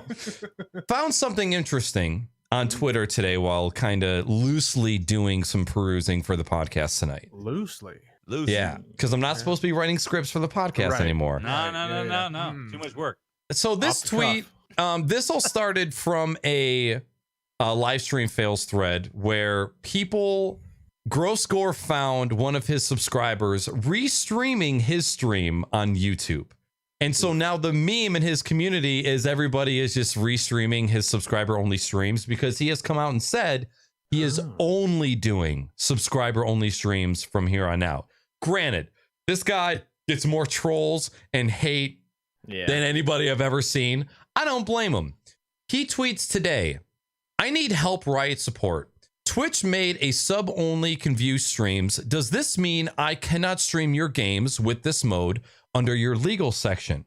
So in the terms of service for League of Legends, it says, "We permit individual players to solicit personal donations or offer subscription-based content while live streaming, so long as non-subscribers can still watch the games currently." So kept scrolling a little bit down and found these screenshots from both Blizzard's terms of service and Steam's terms of service that say the same exact thing. So I can't believe that this is just coming up now. Yes, Elliot. So I was thinking about this today, right? And I'll keep this short because I know I go on tangents from time to time. But I was thinking about content ownership, right? And DRM, digital rights management. Is someone like Blizzard going to get pissed off that they are selling a subscription for $15 a month and that people are going to create a gate so you can't access their content? Because that is their content. Game content is owned by the game developer, 100%. Doesn't matter if you're streaming it, they're allowing you to use it at the end of the day. So are they going to get pissed off if people are doing subscriber-only streams? Because they are demonstrating and showing their content, but they're preventing people from accessing it by putting in a subscription-only setting. Right. Probably. And also you're limiting the audience as well. Like I'm going to assume that game developers that are coming out with new games are probably going to say this cannot be a subscriber only stream because we want this stream to be viewable by as many people as possible. Right. Yeah. So this is fucking interesting because Steam, Blizzard, Riot, what video games are left to play subscriber only? So I'm very interested to see kind of how this unfolds. Dude, I think you guys are overthinking it. I really do. I really do. I think you guys are overthinking it. I think this is a thing that's going to turn into someone like me or you, like an affiliate streamer, like doing the occasional, hey, we're going to jackbox it with just subs tonight. It was a special night. Yeah. And I really don't think this is as big a deal as No, but that. you can't because you can't play any games that are on Steam. I'm not playing it off Steam. Because I'm on console, bitch. Oh my god, okay. Yeah. Might want to read those terms of service. Console wins. But, it does raise an interesting question because even though I am a part of the opinion that people care too much about a lot of stupid shit, right? Especially Twitch streamers and people we see it with YouTube and all these different platforms. As soon as something changes, people are pissed off. But I feel like we're not necessarily the people that should be getting pissed off. It's going to end up being the DRM owners like Blizzard. And that's the whole question. I think we're overthinking it, and I hope that we're overthinking it. But the problem is the people that are really going to be overthinking it are EA Games, because they're going to say, whoa, wait, we're selling this subscription now, because they have all these different subscription models, by the way, where you can access all of the EA games for $15 a month. But if you were playing that content and you're only playing The Sims and you're using it based on this $15 subscription that you're using, is that going to raise an issue with EA's legal team because you're redistributing their content and their digital rights in your own format? Even if you repackage it, I can sit and watch. Aren't you already doing that on Twitch? Yes, we're already doing that, but you can gain the content, you can access the content without having to pay. Everyone can watch this channel. Yeah, but it's free advertising. It's literally taking your game and going, here's what it is. Yeah. And going, wow, I'm kind of interested in that. Because I've bought games that Naaackers have played, or Jimmy's played, or you have played. But the problem is if you have to pay to now see that, are they allowing it? Is EA Games allowing you to stream because it is that free promotion? And now that you have to pay to be able to see EA Games content with you, a talking head doing fuck all and saying, hey, thanks for the subscriber, thanks for the donation, thanks for the follow, and then laughing and reacting, they're not going to think the same way that a bunch of dumb people on Twitch think. And that's just the reality behind it. They're lawyers. They're going to be like, oh, wait, hold on. We can make more money? What is happening here? You guys are charging people to watch your shit? Like, of course they're going to do that. Where's my cut? Yeah, where's our cut? Look, I'm gonna leave it at this. I'm gonna leave it at this because we got at least one or two other things to talk about. So I'm gonna say this. I'm gonna shut all you motherfuckers down. Shut up. You're done talking. Dad mode coming out real strong. Oh god. Gent, Nack, you're done. I didn't say anything. That's all you got. You started this. No. I'm right. Yeah, you didn't say my name. If you're listening to this in the car, you shut the fuck up too. Right? Yeah. If you were singing something, I don't care. Sing to me. the guy in the traffic next to you, yeah, you can hear this audiobook because we're listening to it way too goddamn loud in our car. Fuck you too, and your Scion. Yeah, fuck you and your goddamn Scion. Yeah, your wheels suck. Okay. Your dashboard credentials are in the middle, not on the left side, like every other fucking car in the world. Yeah. All right, you said we have one or two more things to talk about. Do you have other things on your mind? Maybe. Oh, this is deep. Do you want me to unveil this? Yeah. Now? Actually, now I'm kind of nervous. I don't know what you have stored up there. I feel like he said unveil. It's like a showing a little lamb out. Here we go. Yeah, unveil. Because we are at the 2-hour mark, and we do have a Q&A, and you have a bedtime, Dad. Yeah. No, I know. No, I'm just fucking. I'm fucking with you. I had nothing. I was totally just fucking you, y'all. Here's a question. Can I ask one? No, you can't. I told you. Not if it's something that you're gonna go on an hour. Shut up. You shut. I will get my face will get red on the camera. I feel like Jimmy's eyes are slowly just widening around the side of his eyes. Oh my God. Please go ahead. No. Elliot, How long would you last in a zombie apocalypse, starting with Gent? And what would you do? Okay. I Let's go. like how this came from. It's because I'm fat. I'm gonna totally forget everything I was gonna say. Which bold move, Elliot. Bold move. One, I'm really strong. Two, I'm actually pretty quick for a big dude. Three, I would throw you at the zombies. So I'm guessing longer than you. Yeah, it's the good old. I run faster. So I don't have to beat the bear up. I just have to run faster than you because you get eaten. I just have to beat the bear. There you go. Fine. I wouldn't last a fucking second. Yeah. I'd give myself a couple days. I'd run out of food and die. So that's Is there internet in this apocalyptic world? That's the question. Is there still an internet? Can I have viewers that are all zombies? Subscriber only adpocalypse. All right, well, let's jump into the Q&A. This first question came from Chancy Pants on Instagram. I work in the gaming industry and wanted to know you and your guest perspective, what your take is on crowdfunding today. I've noticed the decline in quality of games, but also the Epic Store exclusive deals aren't helping. I have officially crowdfunded 2 games. And of those 2 games, one got canceled and one is still not released. And it was supposed to get released later this year or next year, but I crowdfunded it in 2012. So God damn. I mean, Yeah. I crowdfunded games thing. There's a reason why that shit don't work. Yeah. So that's all I'm gonna say on that. I wholeheartely agree with Jimmy, man. I have been burned too many times on, crowdfunding a game or a movie or something that I believe in, and I forget what it was. Even the wildly successful, I remember I crowdfunded Exploding Kittens, the card game, Yeah.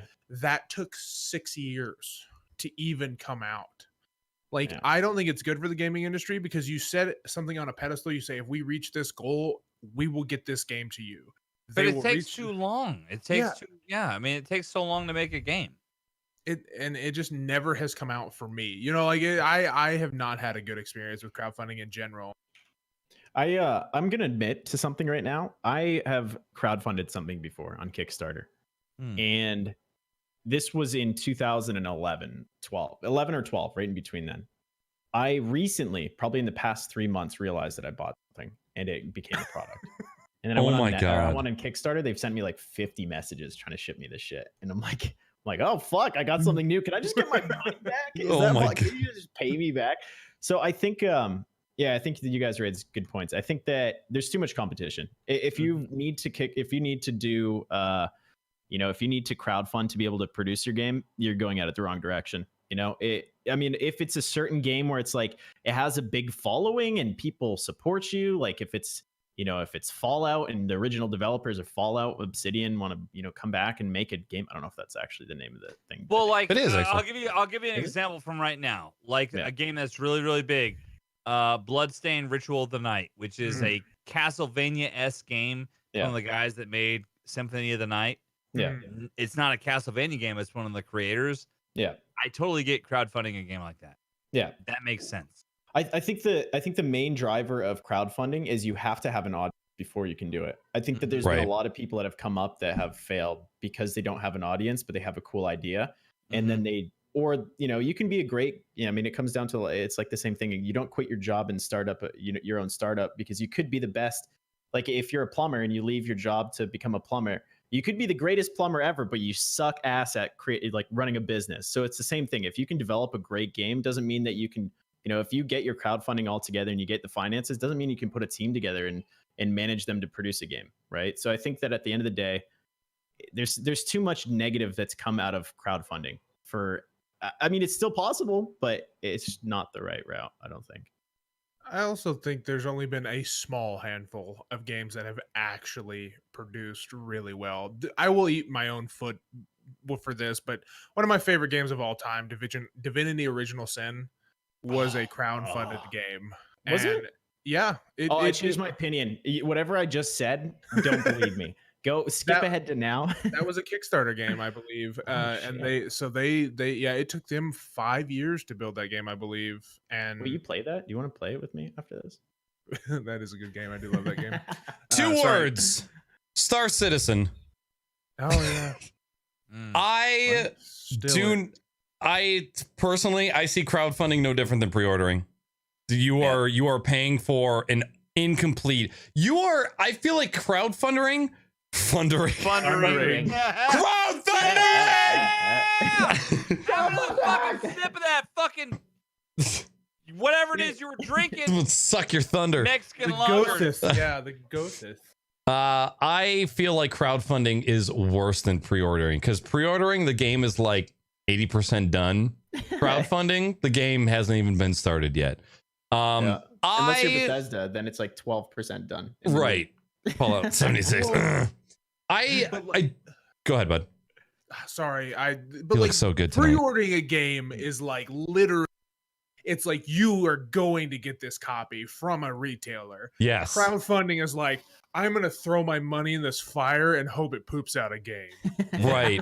Can you imagine if pre-orders existed, and not just pre-orders, but pre-orders, and also you get this cool Christmas tree, all of these postcards, Oh my and all God. of these coasters for an extra $400, and then, oh wait, you know what?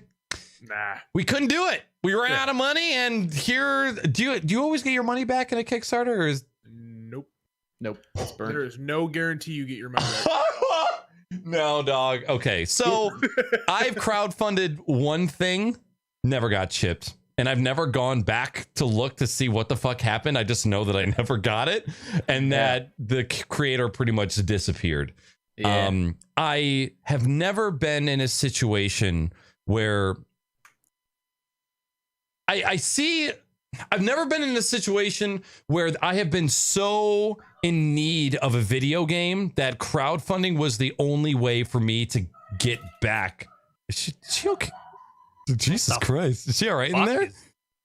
Happened. That's Casey. She's playing a scary game. Oh my God. It echoes. Like I would imagine, like I'm, like 60 years old and I can never have an erection again. But then somebody says, hey, if you crowdfund this specific endeavor, there's a chance that you could have an erection once again. I'd be like, oh, are you kidding me? So I've never been so desperate for a game that I have been moved to crowdfunding it. I know that there's like, hey, we've made these two amazing games, and here is the third one. We can't make it unless the community really, really, really wants it. But how many crowdfunding success stories are there out there compared to failures? A lot. Mhm. So I don't People know. have stolen the money. A lot. A lot. Yoinked. Yeah. So I'm not a fan. I'm the same way with everything. I will just get it when it comes out.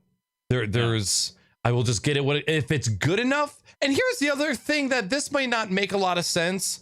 I feel like crowdfunding exists because the people with the product weren't good enough to trick the people with the big money. Like they were like, hey, investors, here's my thing. Right. And investors went, fuck no, dude. And then someone went, oh, okay. Everyday American with 70 IQ, give me money. Oh, I fucking love this game. That comes down to what I was saying. It's like, if you're the best plumber in the world, you can't go and start your own plumbing company. You know what I mean? You have the technical skills. And if investors look at it and they're like, yeah, this guy makes really good games, but he's a fucking moron. Like they're going to be like, this guy's not going to be able to get this shit done. Like he can be a visionary, but he can't put a team together and organize this. It's usually a bad sign if investors don't want to get. And there have been the unicorns, like Divinity, Original Sin. There have been these unicorns, and God bless them. I think that we have to look at it in another way too. Is Twitch crowdfunding because people are subscribing to us to keep us alive and keep the stream alive? Oh God.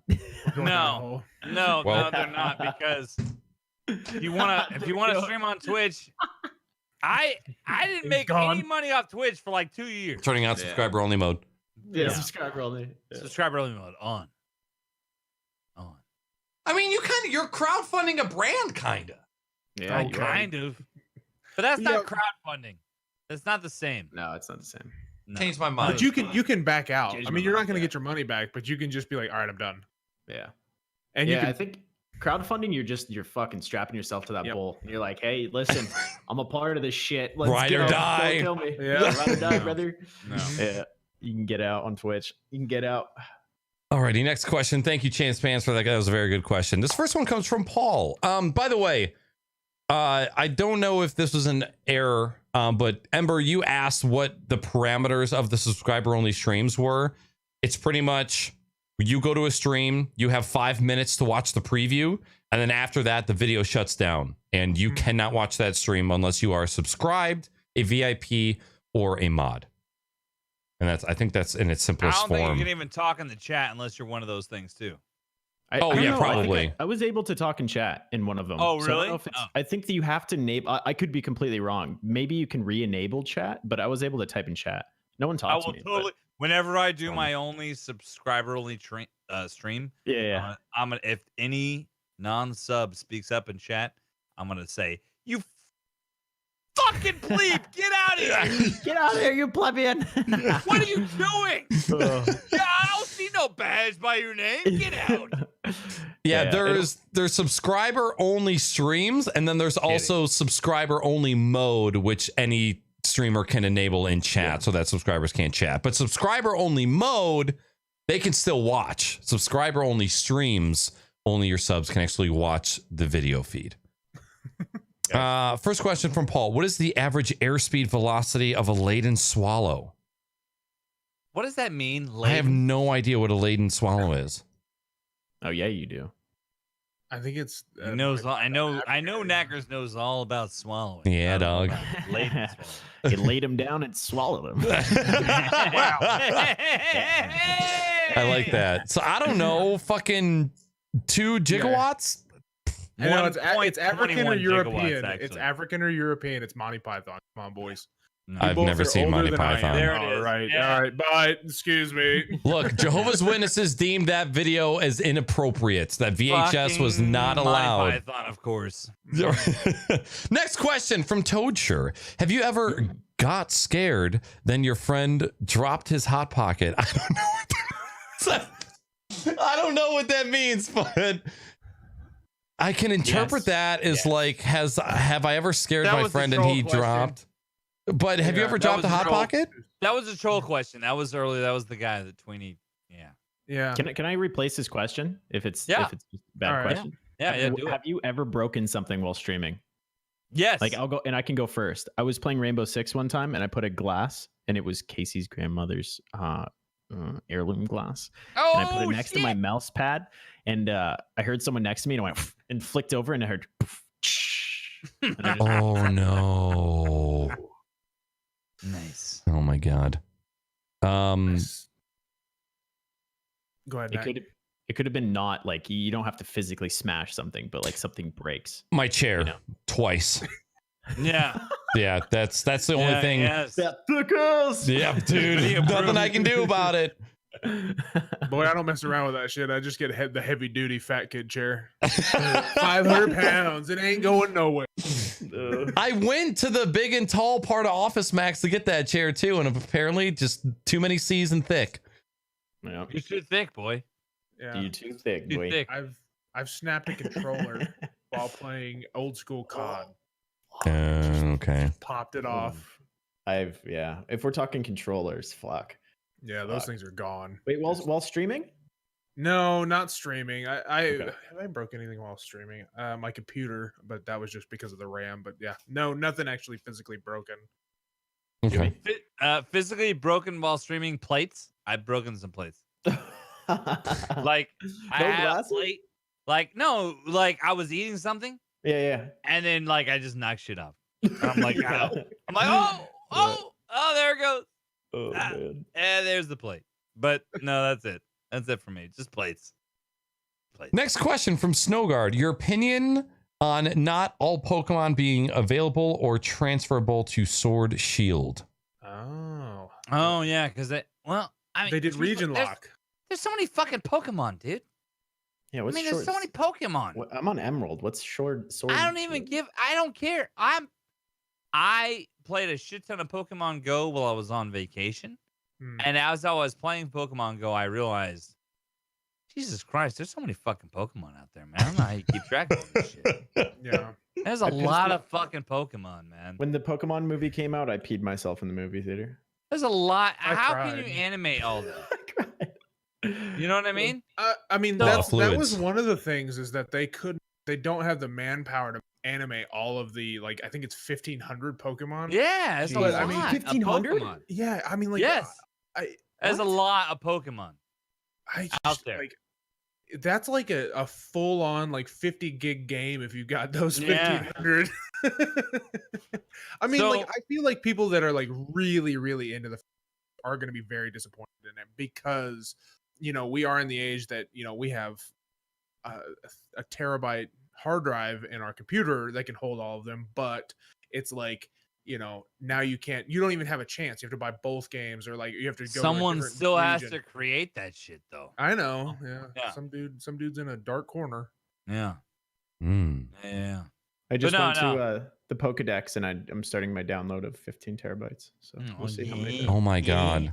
Download more RAM while you're at it. Yeah, just get that. Next question from Starving Buddha. Did you guys sync your light colors? Yes, we did. I just like purple. Mm. So does Nack. I know Yeah. that. I saw all of the whole lineup, and I had just like my camera was all pasty, and it was just white in here because in Portland it doesn't get dark. It's 9 p.m. right now, and the sun's still up. That's fucking crazy because it's pitch crazy. black here in Detroit. Yeah. Nuts. Bro, Yeah. it's midnight. It's midnight for you. So, yeah. Yeah. I don't understand time zones. That doesn't mean anything to me. I know time. A crazy piece. I grew up in Arizona, and we don't do time zones. So like me moving has been so weird. Like moving to Portland and outside of Arizona, because I'm like people are talking about time zones. I'm like, what the fuck? We don't change in Arizona. Yeah. we just stay normal. What do Right. you mean time zones? Daylight savings time, huh? Yeah, what? So it's weird because like East Coast always becomes like an hour closer, and then LA moves an hour behind us in Arizona. So people shift around us. And now I'm like, oh, how many hours? Like now being on the West Coast, I'm like, how many hours away is New York right now? And people are like, what the fuck are you talking about? I'm like, yeah, like right now, like what part of the year are we? Are they 3 hours or 2 hours ahead? Like, dude, is this guy on crack cocaine? Jesus Christ. Crack cocaine. Crack Yeah. cocaine. Next question from MiddleAgedStream. What was the first game you ever beat? Ooh. Exclamation beat it. Super Mario 64. Really? I couldn't beat Punch Out, man. That was the game that like held me as a kid, and I just couldn't beat Mike Tyson. And then Okay. Super Mario 64 was like my first big like I did it. Okay. I don't know. I already know what mine is. I don't There's know. my- I've beat every game I've ever played, so that's a tough Nah, one. you're lying sack of shit. Lies. No, I remember Lying so sack of shit. one specific one that I do remember, and I'll tell the story on it, is Midnight Club. I think that's what it's called. It was a racing The game, Midnight racing Club. game? Yeah. Yeah, Midnight Club. and I couldn't beat the very last race, and I was super mad at myself. And this was in the era of it was right around when Green Day released one of their biggest albums. I remember I turned on one of the Green Day songs, and I just sat there and I had it on repeat, and I was just focused, and I finally beat it, and I stood up and I was like, fuck yeah, and I got grounded for like a month. Fucking Darcy coming in hard with the band hammer. Get grounded. I like that you built that up. I like that you built that up. That's good. Yeah. Go ahead. No. My first game I ever beat was Mega Man 3. Mega Man 3 on the Nintendo Entertainment System. Naaackers, you can fuck yourself. God. In the ass with your thumb. I'm going to need a clip of Jimmy right there, and I'm going to need that right now. I honestly don't know. I don't know the first game I beat. I have like an idea. With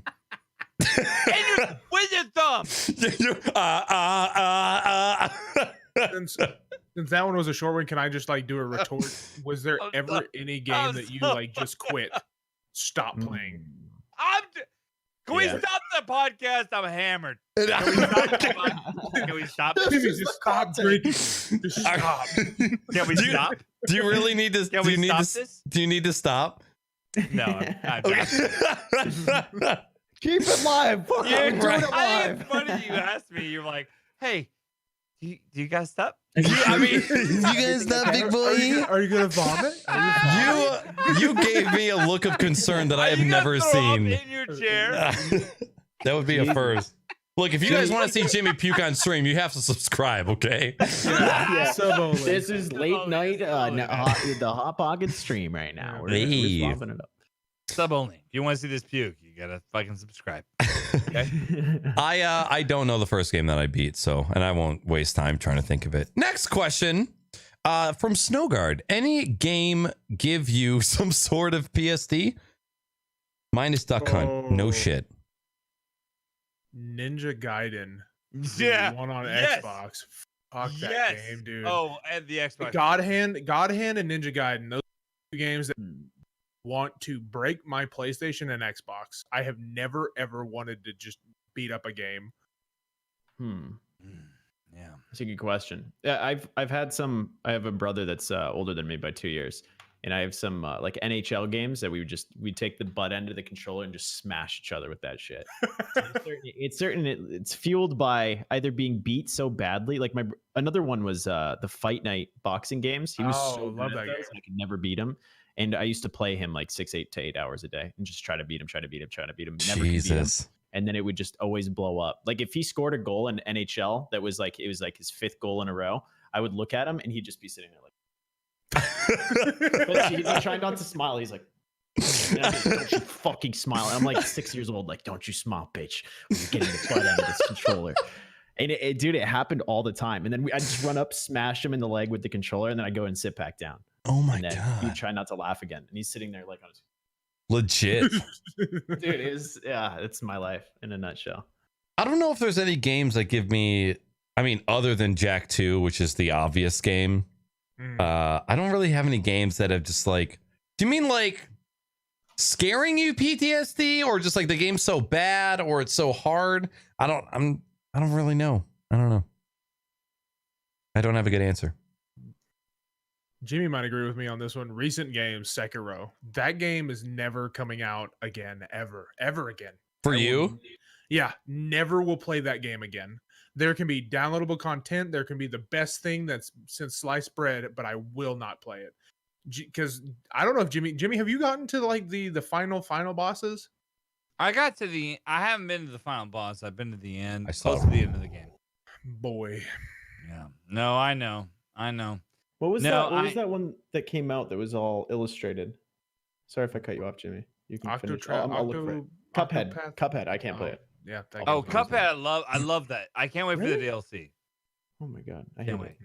So the only game that I've ever had like a traumatic experience with, and I don't know if there's anybody else in chat who played this. When I was little, our computer used to be in the basement And so if you were playing in the basement, all the lights were off, and only, you guys ever have those computer cabinets where it had like a tube light in the cabinet itself that you could turn on and off? Mhm. So only that illuminated everything. I was playing the boss mission of Lego Island, which was a computer game. Yeah. And you were in a helicopter and you were throwing pizzas at the bad guy to try to lure him into getting caught. And the computer froze and there was like a zoom in of the bad guy's face. And you know, when you get a blue screen in your computer, well, it was that. And it was just like a freeze, jittering face of the bad guy and this super loud noise. And then me just in darkness in the basement.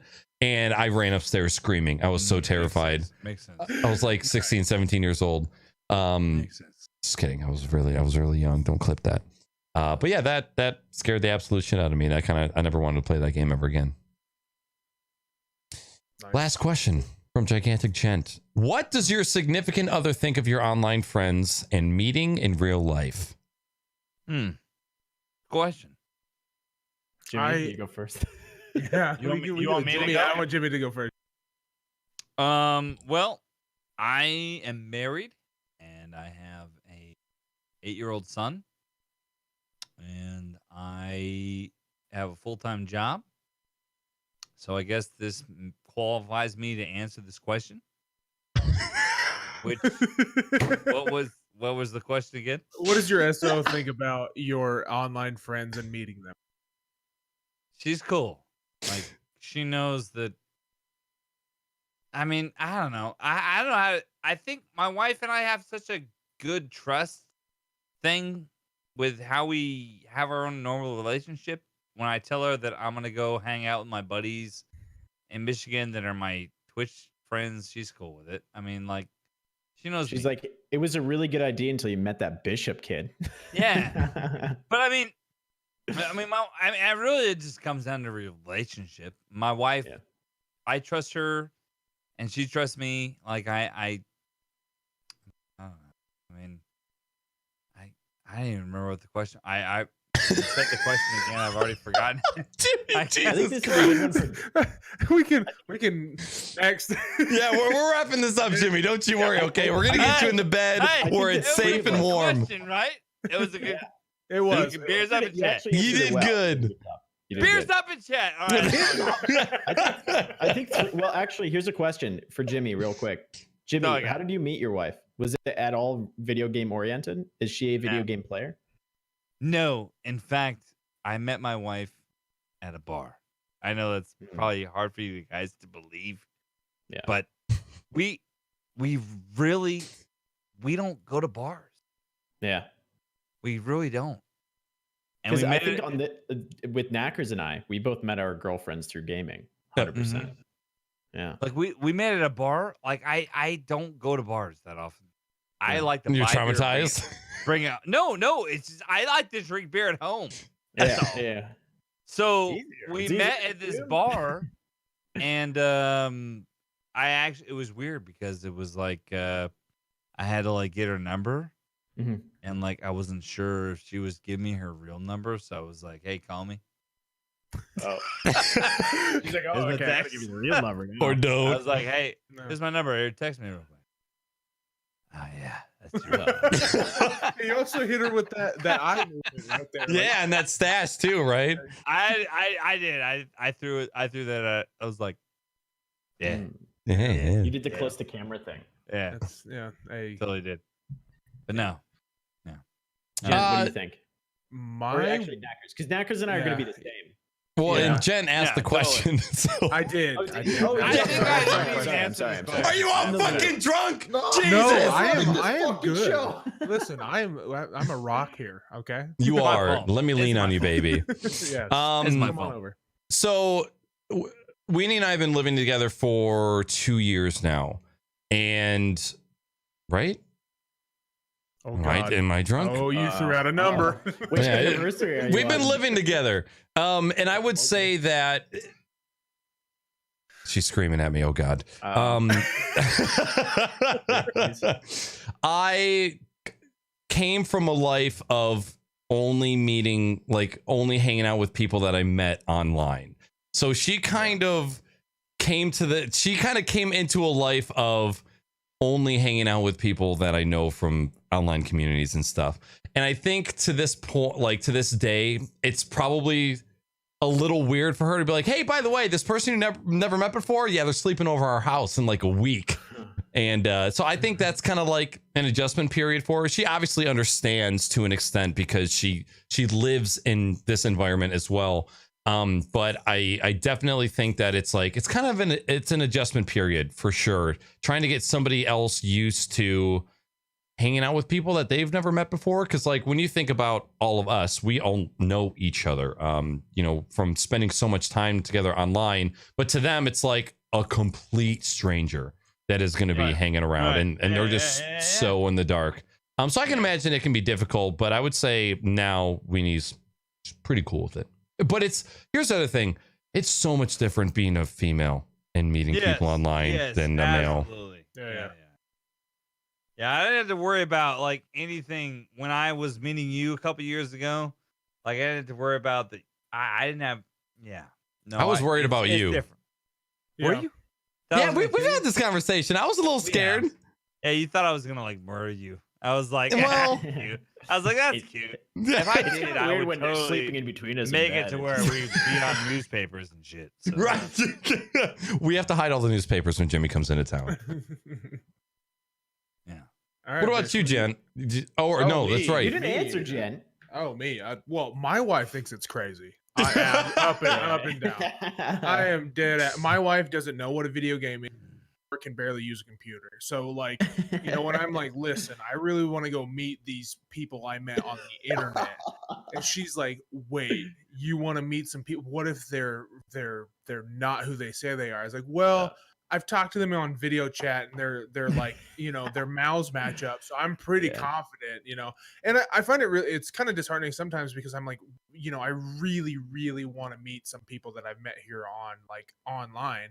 Yeah. And it's like, I was like, honey, can we go back to TwitchCon this year? And the Fates didn't throw that, but it's like one of those things where I was like, well, we're going to Seattle sometime between like December and January of next year. So like I want to be like, hey, cool, we're gonna go see my brother, then we're gonna go down to Oregon or up to Oregon. I don't know if I down to Oregon. But yeah, and she's like, but why? I'm like, to see an internet friend.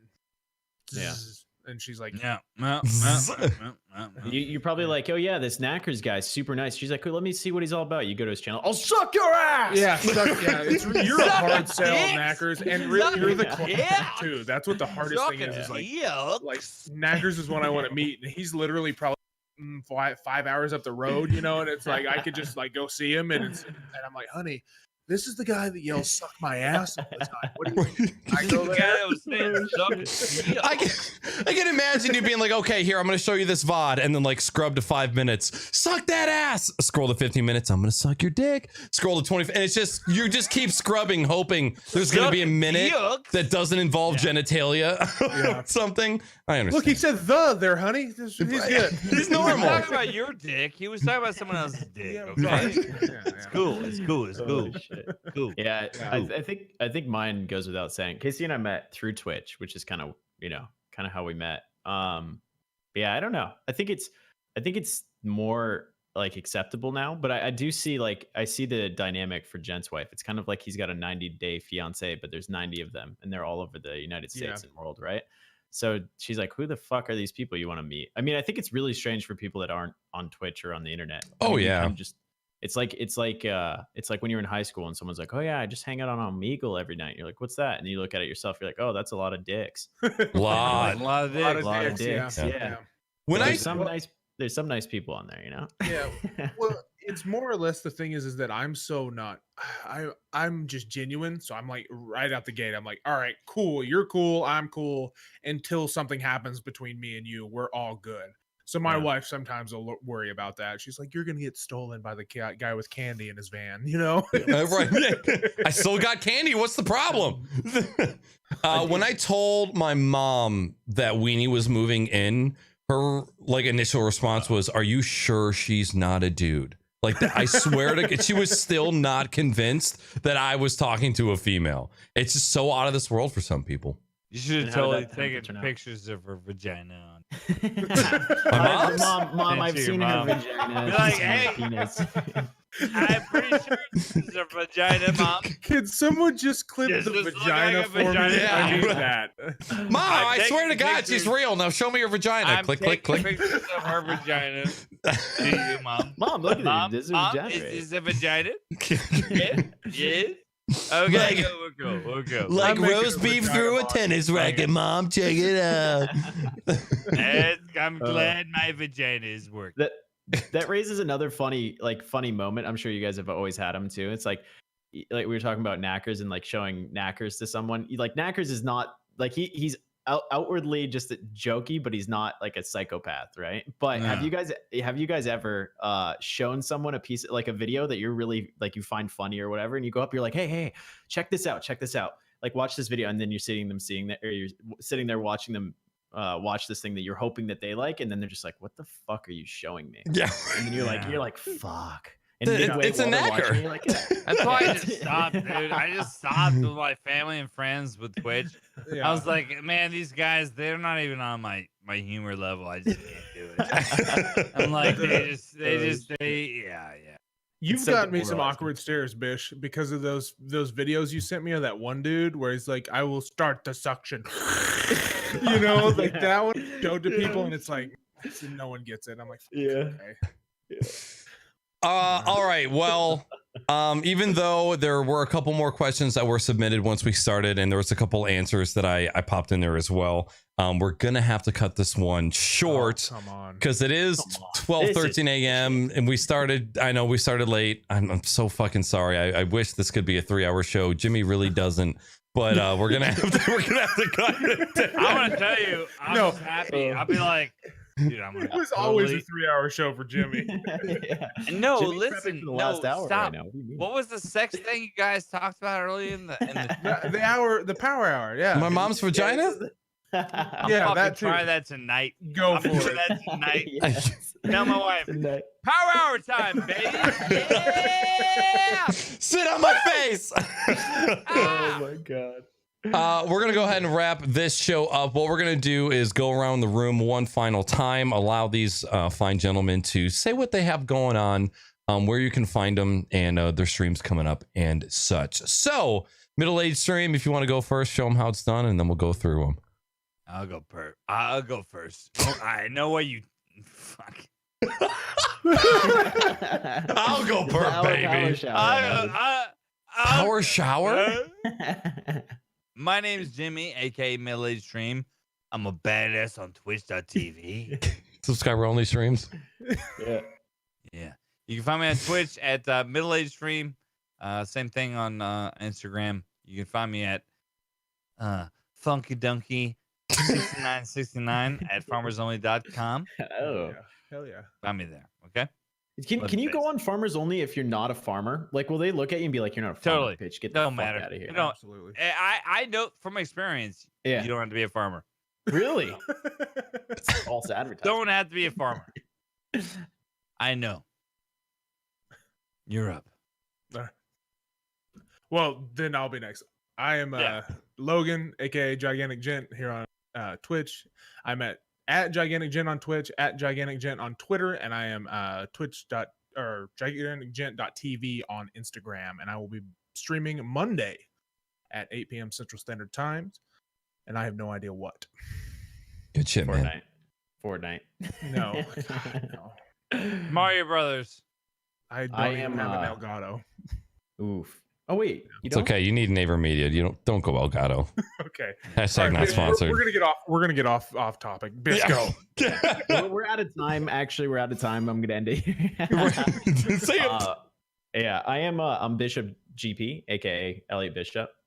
You can find me on Twitch at BishopGP, and pretty much nowhere else. If you go to my Discord, you probably won't hear from me. If you try to DM me, I'm probably not gonna get back to you. Way of the world. He Is- speaks the truth because he doesn't respond. To I am no worst. Is there like another Twitter that you'd like to shout out, or like another thing that you're working on? Oh Like- yeah, Crocs and Hot Pockets. I've been working on the stream for the past, Tell few them about your hours. Grinder account. Oh, Yeah. Grinder. Oh yeah. If you wanna meet up in the Portland area, hit me up on Grinder. You can find me there. And that's it. Yeah. I mean, we have Pixelcraft going. but we're Thank not- you, fucking hell. Yes! Talk about it for Alright. you got 30 seconds. Go. 30 seconds. All right. On twitter.com/PixelcraftHQ, we are selling pre-made high quality graphics on that Twitter. So just DM us on there and we'll take care of you on there. We haven't released anything brand new in the past couple weeks, but we're going to continue to do that over time. And we have more releases coming. Okay. Just come to my Twitch channel. Don't listen to Naaackers. We'll go to BishopGP and I'll tell you when we have new shit to buy. Yeah, Bishop Gigantic Gent. That's right. Yep. Yeah, Yeah, go to Bishop GiganticGent's channel. /subscribe. Yeah. Yeah, there you go. /subscribe. Yeah. My name is Naaackers. You guys can find me on this very channel or on Twitter and Instagram at Naaackers with 3 A's. Thank you oh so very much for checking out this episode. Crocs and Hot Pockets will be live again next weekend, episode 97, with Ernest Blowfield, and that will be a 1v1. So again, thank you guys all so very much. We hope you have a fantastic weekend, and we will see you all later. Goodbye. Bye.